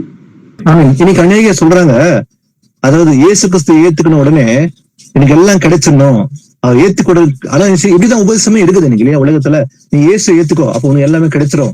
உனக்கு பொருள், வீடு, எல்லாம் சம்பளம் எல்லாம் கொடுத்துருவாரு, பிளஸ்டா இருப்ப. இதுதான் ஆசீர்வாதம் சொல்றாங்க. ஆனா வசனம் சொல்லுது, யார் ஆசீர்வதிக்கப்பட்டவன், யார் பாக்கியவானா? துன்மார்க்கருடைய ஆலோசனை நடவாம, பாவியோட வழியில நில்லாமலும், பரியாசக்கார உட்கார்ந்த இடத்துல உட்காராம, கர்த்தருடைய வேதத்தில் பிரியமா இருக்கணும். பிரியமா இருந்து இரவும் பகலும் அவருடைய வேதத்தில் தியானமா இருக்கிற மனுஷன் தான் பாக்கியவான். அவன் தான் ஆசீர்வதிக்கப்பட்டவன், பாக்கியவான் இருக்குது. அப்போ அவன் நீர்க்காலின் ஓரமாய் நடப்பட்டு தன் காலத்தில் தன் கனிகளை தந்து இளையரா இருக்கிற மரத்தை போல் இருப்பான். அவன் செய்வதெல்லாம் வாய்க்கும். அவன் என்ன காரியம் செய்தாலும் கர்த்தருடைய பார்வையில அது வாய்க்கும். ஏன்னா அவன் தான் ஆசீர்வதிக்கப்பட்டவன். இப்ப உண்மையில யார் ஆசீர்வதிக்கப்பட்டவன்? வேதத்துல பிரியமா இருந்து இரவும் பகலும் தியானமா இருந்து, அதாவது நீர்க்காலின் ஓரமா நடப்பட்டிருக்கிற ஒரு மரத்தை போல இருப்பான். அவன் கனி கொடுப்பான், தப்பாம கனி கொடுப்பான்னு இருக்குது இல்லையா? அப்ப அவன் தான் பாக்கியவானா இருப்பான்னு சொல்லி வசனம் சொல்லுது. அப்ப யார் பாக்கியவான்? கோடிக்கணக்கான பணம் இருக்கிற பாக்கியவானா, இல்ல இந்த சங்கீதம் 1ஆம் அதிகாரம் சொல்ற வசனப்படி இருக்கணும் பாக்கியவானா? நம்ம தான் நிதானிக்கணும். வாசிக்கலாம் லூக்கா 12:15. பின்பு அவர் அவர்களை நோக்கி, பொருளாசையை குறித்து எச்சரிக்கையாக இருங்கள். ஏனெனில் ஒருவனுக்கு எவ்வளவு திரளான ஆஸ்தி இருந்தாலும் அது அவனுக்கு ஜீவன் அல்ல என்றார். ஆமென். பாருங்க, பின்பு அவர்களை நோக்கி இயேசப்பா சொல்றாரு, பொருளாசை குறித்து எச்சரிக்கையா இருங்கள். ஏன்னா இதுதான் நிறைய பேர் விழுந்து போறாங்க, அதனால பிரவேசிக்க முடியாம இருக்குது. அதனால இயேசு கிறிஸ்து அன்னைக்கே சொல்றாரு, பொருளாசை குறித்து எச்சரிக்கை, பி கேர்ஃபுல். ஏன்னா ஒருவனுக்கு எவ்வளவு திறனான ஆஸ்தி இருந்தாலும் சரி, கோடிக்கணக்கான பணம் எவ்வளவுனா இருக்கட்டும் பரவாயில்ல, இருந்தாலும் அது அவனுக்கு ஜீவன் அல்ல. ஏன்னா அது ஜீவனே கிடையாது இல்லையா? அப்போ நமக்கு தேவையானது எது? தேவோட வார்த்தை. அப்போ நித்தியஜனுக்கு போறது எது? தேவோட வார்த்தை தான் கொண்டு போக போகுது. அப்ப திரளான ஆஸ்தி ஜீவனே கிடையாதுன்னு இயேசப்பா சொல்லிட்ட போது அது மேல நம்ம நம்பிக்கை வைக்கிறது சரியான்னு பார்த்தீங்கன்னா கண்டிப்பா கிடையாது. வாசிக்கலாம் லூக்கா 19:8-9 வாசிக்கலாம். சகேயு நின்று கர்த்தரை நோக்கி, ஆண்டவரே, என் ஆஸ்திகளில் பாதியை ஏழைகளுக்கு கொடுக்கிறேன். நான் ஒருவனிடத்தில் எதையாகிலும் அநியாயமாய் வாங்கினதுண்டானால் நாளத்தனையாக திரும்ப செலுத்துகிறேன் என்றான். இயேசு அவனை நோக்கி, இன்றைக்கு இந்த வீட்டுக்கு ரட்சிப்பு வந்தது, இவனும் ஆபிரகாமுக்கு குமாரனாய் இருக்கிறானே. பாருங்க, சகை என்ற ஒரு குள்ள மனுஷன் அவன் என்ன பண்றான்? மனம் திரும்புறான். இயேசு கிறிஸ்து வீட்டுக்கு வந்த போது அவன் ஒரே வார்த்தை சொல்றான் கர்த்தரை பார்த்து, ஆண்டவரே, நான் ஆஸ்திகளில் பாதி என்ன பண்றேன்? ஏழைகளுக்கு கொடுக்கிறேன். ஏன்னா மிகுந்த ஆஸ்திகளன். அவன் ஒரு ரிச் பர்சனா இருந்தான் இல்லையா? அதனால ஒரே வார்த்தை சொல்றான், நான் என்ன பண்றேன்? ஆஸ்திகளை ஏழைகள் கொடுக்கிறேன், பாதியை கொடுக்குறேன் ஆஸ்திய. அது மாத்திரமல்ல, நான் ஒரு இடத்துல எதையாகிலும் அநியாயமாய் வாங்கியது உண்டானா நாளத்தனையாக திரும்ப செலுத்துகிறேன். 2 விஷயத்த சொல்றாங்க. ஒண்ணு, நான் யார்கிட்டயும் அநியாயம் வாங்கியிருந்தா அதை என்ன பண்றேன்? 4 மடங்கு திரும்பி கொடுக்குறேன் இல்லைங்களா? இதுதான் மனம் திரும்புதல். அவன் மனம் திரும்புறான். அப்போ அந்த வாலிபன் மனம் திரும்பவே இல்லை. அவன் வசனப்பட்டு போயிட்டான். என்ன பண்றான்? அதாவது அவங்க ஆஸ்தி இருந்தது, அவனும் கூட ஆண்டவர் சொல்றாரு இந்த ஆஸ்திகளை ஏழைக்கு கூட சொல்றாரு. ஆனா இவன் கேட்கறதுக்கு முன்னாவே என்ன பண்றான்? கன்ஃபெஷன் பண்றான். ஆண்டவரே, என் ஆஸ்திகளில் பாதி ஏழைகளுக்கு கொடுக்குறேன்னு சொல்லி அவனே முன்னாவே வாலண்டியர் என்ன பண்றான்? ரிப்பண்டன்ஸ் செய்யறான். சொல்லிட்டு 4 மடங்கு திரும்பி கொடுக்குறேன். இதுதான் உண்மையான மனம் திரும்பல். சொன்ன உடனே இயேசப்பா சொல்றாரு, இன்றைக்கு இந்த வீட்டுக்கு ரட்சிப்பு வந்தது. அப்போ ரட்சிப்பு வர்றதுக்கு தடையா இருந்தது இந்த பொருள், இந்த ஆசை, இதெல்லாம் ஒப்பு கொடுத்துறான் இல்லையா? அந்த வாலிபன் திரும்பல, ஆனா இவன் மனம் திரும்பினான் சகையும். அப்ப சகையும் மனம் திரும்பின உடனே ஆசையெல்லாம் கொடுத்துடுற பாதி, அதே போல நாளை தனியா திரும்பி கொடுத்த சொன்னும் போதே அப்போ அந்த பொருளாசை விட்டு வெளியே வரான் மனம் திரும்பி. இன்றைக்கு இந்த வீட்டுக்கு ரட்சிப்பு வந்தது, இவனும் ஆபிரகாமுக்கு குமாரனா இருக்கிறான். அப்போ மனம் திரும்பாம இருக்கிறதுக்கு காரணமே இன்னைக்கு பொருள் ஆசை. அப்ப மனம் திரும்புவதற்கு இந்த பொருளாசை விட்டு விலகணும். இது ஒரு நல்ல ஒரு காரியமா இருக்கு இல்லையா? சகையை மனம் திரும்பினான், அந்த வீட்டுக்கு ரட்சிப்பு வந்தது. அப்ப நமக்கு ரட்சிப்பு வர நமக்குள்ள யாருக்காவது அப்படி இருக்குமானால், பொருள் ஆசை இருக்குமோ அதை விட்டு விலக வேண்டும் என்றால் இயேசப்பா இதை சுட்டி காட்டுற ஆண்டவர். வாசிக்கலாம் எசேக்கியேல் 7:19. தங்கள் வெள்ளியை தெருக்களில் எரிந்து விடுவார்கள், அவர்களுடைய பொன் வேண்டா வெறுப்பாய் இருக்கும். கர்த்தருடைய சினத்தின் நாளிலே அவர்கள் வெள்ளியும் அவர்கள் பொன்னும் அவர்களை விடுவிக்க மாட்டாது. அவர்கள் அதனால் தங்கள் ஆத்துமாக்களை திருப்தியாக்குவதும் இல்லை, தங்கள் வயிறுகளை நிரப்புவதும் இல்லை. அவர்கள் அக்கிரமமே அவர்களுக்கு இடரலாய் இருந்தது. அவன் பாருங்க, தங்கள் வெள்ளியையும் தெருக்களில் எரிந்து விடுவார்கள். அது ஒரு காலம் வரப்போகுது. ஒரு நாள் இந்த வெள்ளியால உதவாம போக போகுது. தெருக்களில் எரிந்து விடுவார்கள், அவருடைய பொன் வேண்டா விருப்பமா இருக்கும். கர்த்தருடைய சினத்தின் நாளிலே, அந்த நாள் வரப்போகுது இல்லையா? சினத்தின் நாள், கர்த்தருடைய சினத்தின் நாள் வரப்போகுது. அந்த நாளிலே அவர்கள் வெள்ளியும் அவர்கள் பொன்னும் அவளை விடுவிக்க மாட்டாது, அது ரட்சிக்க மாட்டாதுன்னு சொல்லி வசனம் சொல்லுது இல்லையா? அப்ப கர்த்தருடைய சினத்தின் நாள்ல அந்த வெள்ளியும் பொன்னும் அவங்கள விடுவிக்க முடியாது, மாட்டாது. அது மாத்திரமல்ல, அவர்கள் அதனால் தங்கள் ஆத்துமாக்களை திருப்தியாக்குவதும் இல்லை, தங்கள் வயிறுகளை நிரப்புவதும் இல்லை. அவர்கள் அக்கிரமமே அவர்களுக்கு இடலா இருக்க போகுது அன்னைக்குன்னு சொல்றாரு. எப்போது? சினத்தின் நாள், கர்த்தருடைய சினத்தின் நாள். இதே வசனத்தை அதே போல ஜெப்பனியால சொல்றாரு. வாசிக்கலாம், ஜெப்பனியா 1:18 வாசிக்கலாம். கர்த்தருடைய உக்கிரத்தின் நாளிலே அவர்கள் வெள்ளியும் அவர்கள் பொன்னும் அவர்களை தப்புவிக்க மாட்டாது. அவருடைய எரிச்சலின் அக்கினியினால் தேசமெல்லாம் அழியும், தேசத்தின் குடிகளை எல்லாம் சடுதியாய் நிர்மூலம் பண்ணுவார். ஆமென். பாருங்க, கர்த்தருடைய உக்கிரத்தின் நாள், அந்த நாள் டே ஆஃப் தி லார்ட் இல்லையா? கர்த்தரின் நாள் வரப்போகிறது. அந்த நாள் எப்படி பயங்கரமான நாளா இருக்க போகுது பூமிக்கு. ஏன்னா நமக்கு சந்தோஷமா இருக்க போகுது. ஏன்னா அந்த ரட்சிப்பை கொடுக்க வரப்போகிறார். ஆனா கர்த்தருடைய உக்கிரத்தின் நாள்ல அவர் வெள்ளியும் அதே போல அவர் பொன்னும் அவர்களை தப்புவிக்க மாட்டாது. தங்கள் ஆத்மா தப்பிக்க முடியாதுன்னு சொல்லி இயேசு சொல்லிட்டார். அவருடைய எரிச்சலின் அக்கினினால் தேசம் எல்லாம் அழியும். அப்ப பூமியில இருக்க தேசம் எல்லாம் ஒரு அழிவை பார்க்க போகுது. அதுதான் 3ஆம் உலக போர். ஏன்னா இது குறித்து அநேக இடங்கள் இயேசு எச்சரிப்பா சொல்லியிருக்காரு இல்லையா? கர்த்தருடைய நாள் வரப்போகிறது. அந்த நாள் இந்த பூமி என்ன பண்ண போறாரு? அக்கடி கிரைய வைத்திருக்கிறேன். அவருடைய எரிச்சலின் அக்கடினால் தேசம் எல்லாம் அழியும். தேசத்தின் குடிகள் எல்லாம் சடுதியா நிர்மூலம் பண்ணுவார். அந்த நாள் வரப்போகிறதாம். அப்போ இந்த வெள்ளி இந்த பொண்ணெல்லாம் அந்த நாளை இது தப்பிக்க முடியாதுன்னு சொல்லிட்டாரு இல்லையா? ஏசப்பா வரும்போது அந்த நாளை தப்பிக்க முடியாது. எது தப்பிக்க முடியாது? இந்த பணம் பொருள் எல்லாம் தப்பிக்க முடியாது இல்லையா? அது சினத்தின் நாள். அதே போல இதுலயே 14 வாசிக்கும் போது கர்த்தருடைய பெரிய நாள் சமீபமா இருக்குது. இந்த நாள் great day of the Lord.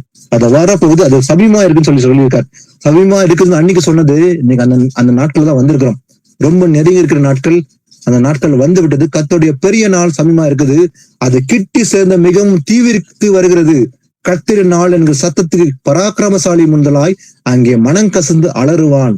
அந்த நாள் வரப்போகுது. அந்த நாள்ல இந்த பொருட்கள் தங்கள் ஆத்மாவுக்கு தப்பிக்க முடியாது சொல்லி சொல்லியிருக்காரு. கடைசியா வாஸ்து முடிக்கலாம். 1 தீமோத்தேயு 6ஆம் அதிகாரம் 17 முதல் 19.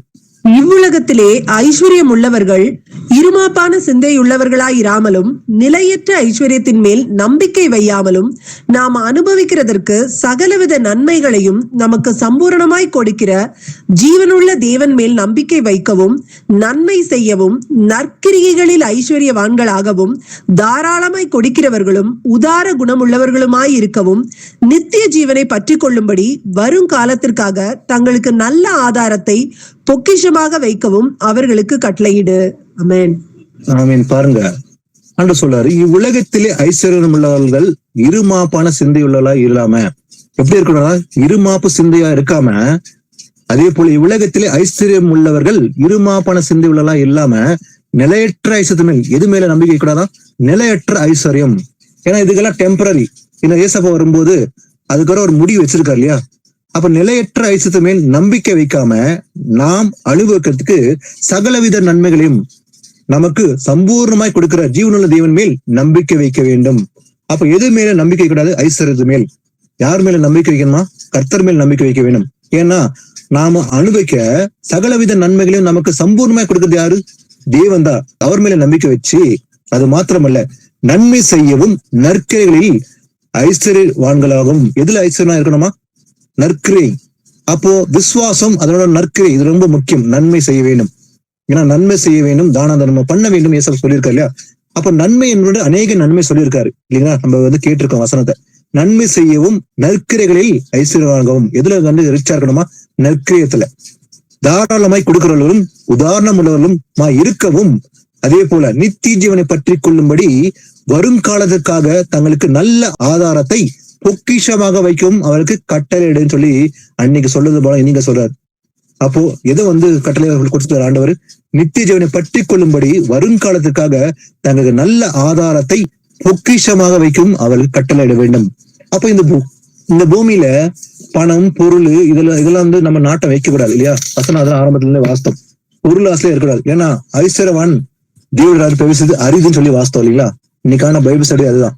அதாவது பணக்காரன் தேவராஜ் பிரவேசிப்பது அரிது. ஏன்னா உங்கள் பொக்கிஷம் எங்கேயோ அங்க உங்கள் இருதயம் இருக்கும்.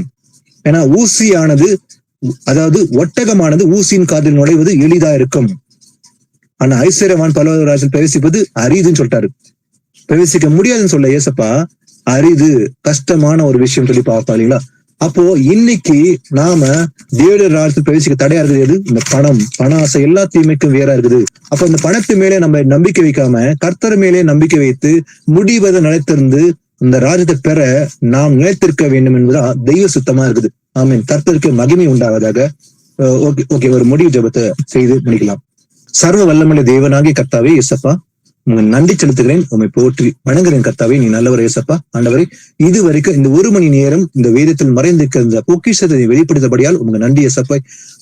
பொன்னை விட அதிகமா நான் வேதத்தை நாடினேன்னு சொல்லி தாவீது சொல்லுவது போலவே கர்த்தாவே, இந்த பொன் வெள்ளியை பார்க்கிலும் நீர் விளம்பின வேதமே நலம் என்று சொல்வது போலவே இப்ப நாமும் கூட அப்பா எங்கள் எண்ணங்கள் அப்பா இந்த பொன் மேலும் பணத்து மேலும் நாட்டம் இல்லாமல் கர்த்தாவே நீர் கொடுத்த இந்த ஆசீர்வாதத்துக்காக நன்றி ஏசப்பா.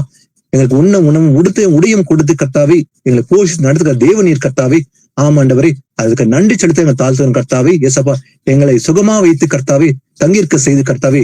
அப்ப ஆண்டவரை வசனத்தை ஆராய்ந்து பார்க்கும்படி இந்த ரகசியம் எல்லாம் ஒவ்வொரு நாளும் வெளிப்படுத்தி கர்த்தாவே. அப்போ அருமையாக அதை ஆராய்ந்து நிதானிக்க கிருபை தந்தீர் கர்த்தாவே. அது மாத்திரமல்ல அப்பா, நாங்கள் கேட்டு அதன்படி கை கொண்டு நடந்து அப்போ அநேக காரியங்களை மனம் திரும்பி கர்த்தாவே எங்களை மாற்றிக் கொள்ளும்படி இந்த ரகசியங்களை வெளிப்படுத்தபடியால் உமக்கே நன்றி செலுத்தும் கர்த்தாவே. நீர் பெரியவர் அப்பா. ஆண்டவரே, இதோ பாலகருக்கு ரகசியத்தை வெளிப்படுத்தபடியால் உங்களுக்கு நன்றி ஏசப்பா.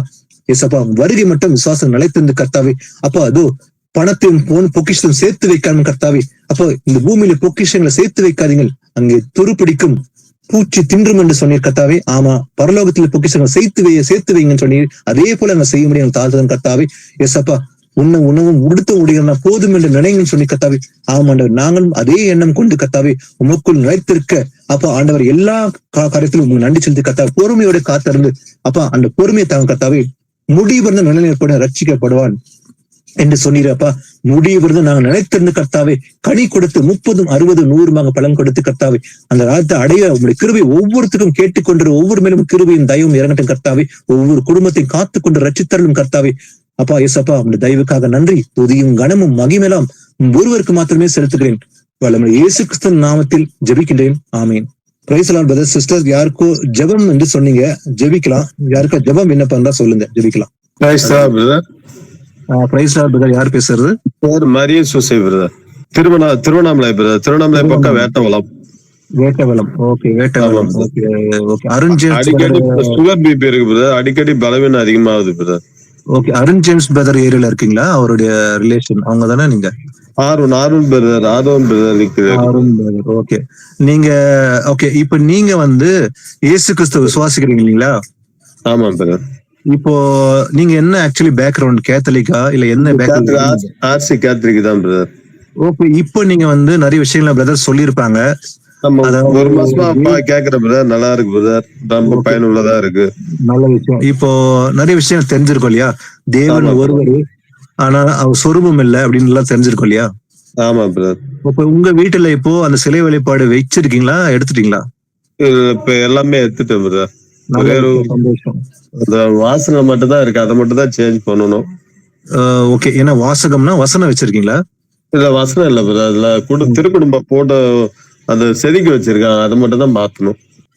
நல்ல விஷயம் தான், எடுத்தது நல்லதுதான். அது நல்ல விஷயம். நீங்க அதெல்லாம் சிலை வழிபாடுல விட்டுட்டீங்க, சந்தோஷம். வசனம் கேட்டுறீங்க, ஒரே தேவன் விசுவாசிக்கிறீங்க, இயேசு கிறிஸ்து ஒருவர்தான் தேவன் விசுவாசிக்கிறீங்க இல்லையா? நல்ல விஷயம். ஓகே, இப்ப உங்களுக்கு சரீரத்துல என்ன பிரச்சனை இருக்கு சொல்லுங்க. சுகர் பிபி இருக்கு பிரதர். அது அடிக்கடி மயக்கம் வருது பிரதர். ஓகே, பிரெயின் நரம்புல அடைப்பு மாதிரி 4 வருஷத்துக்கு முன்னால வந்தது. மீண்டும் அதே சிம்டம் வருது. ஓகே, உங்க பேர் சொல்லுங்க. மரிய சூசை. ஓகே, இப்போ சார் ஜெபிக்கலாம், கவலைப்படாதீங்க. சோ இன்னும் ஒரு சில விஷயங்களை இப்பதான் நீங்க அறிஞ்சு முதல்ல கொஞ்சம் கொஞ்சமா வரீங்க, சந்தோஷம் தான். நீங்க வசனம் கேட்க கேட்க ஒவ்வொரு நாளும் நிறைய விஷயங்களை புரிஞ்சிருக்கோம் இல்லையா?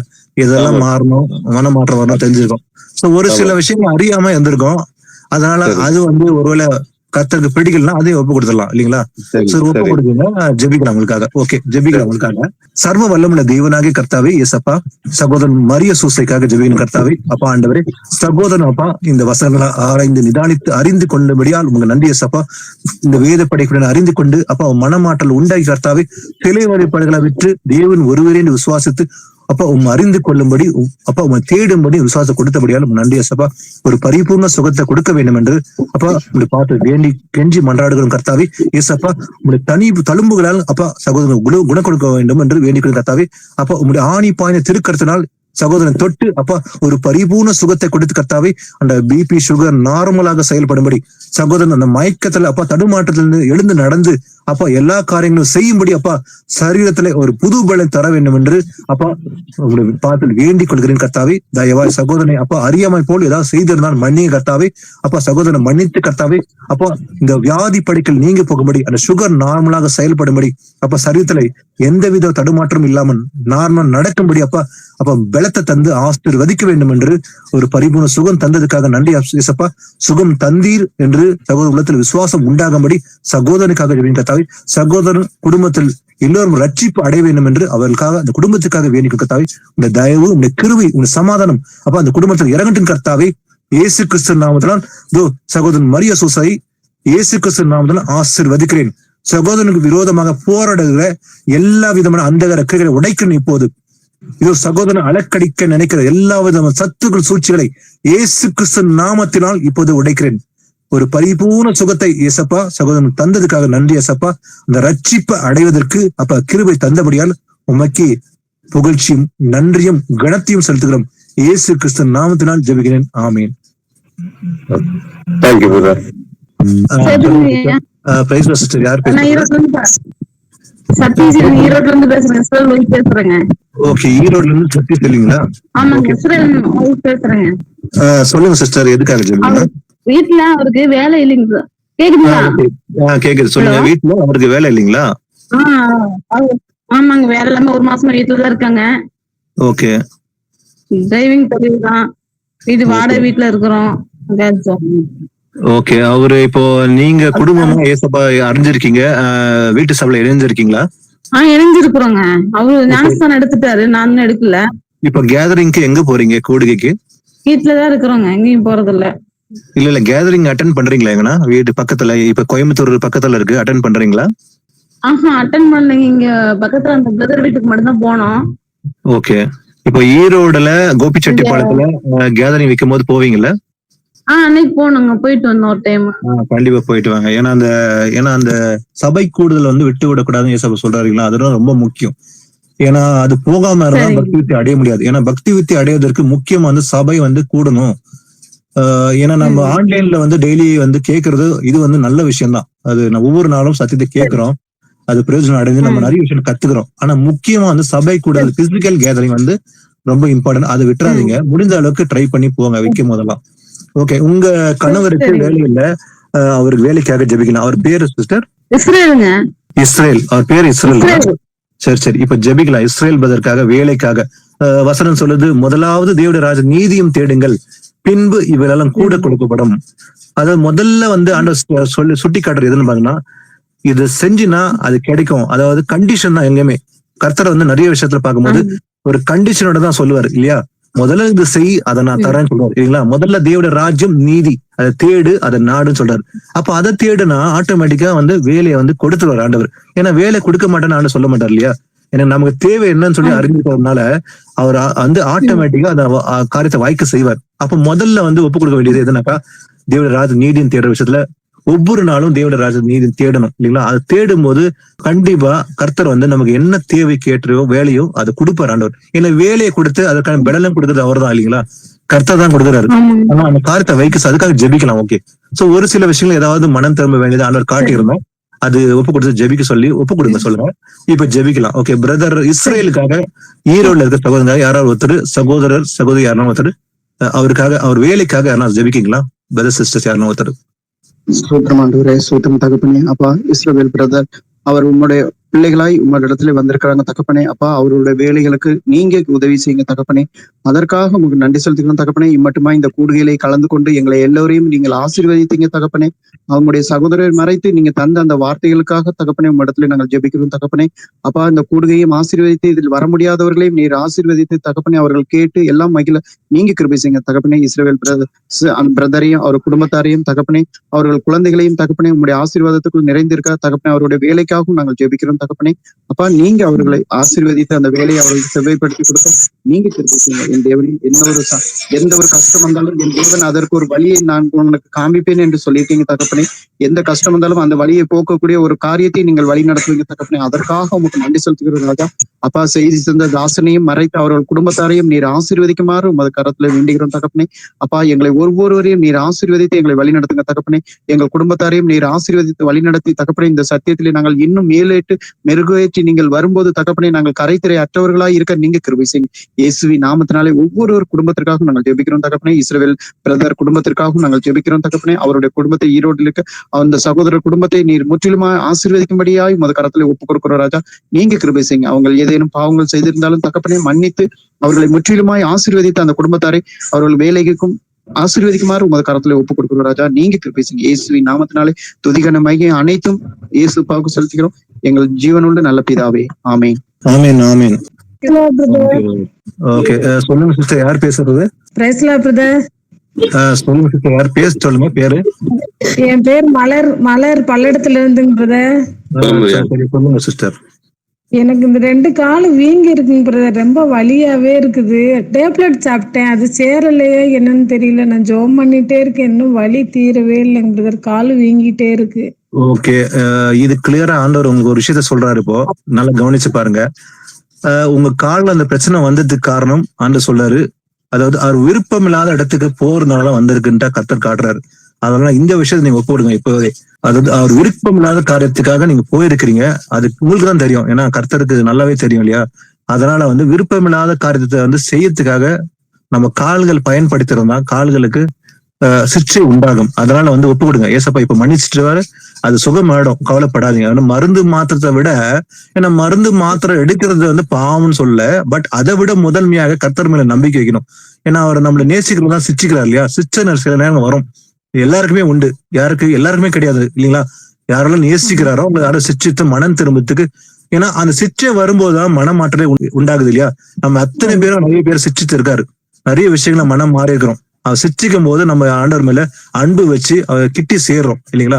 ஒரு சில விஷயங்களை சிச்சிக்கும் போது நம்மளுக்கு உணர்வு உண்டாகி நம்ம திரும்புறோம். அப்ப இப்போ ஏசப்பாக்கு ஒப்பு கொடுங்க.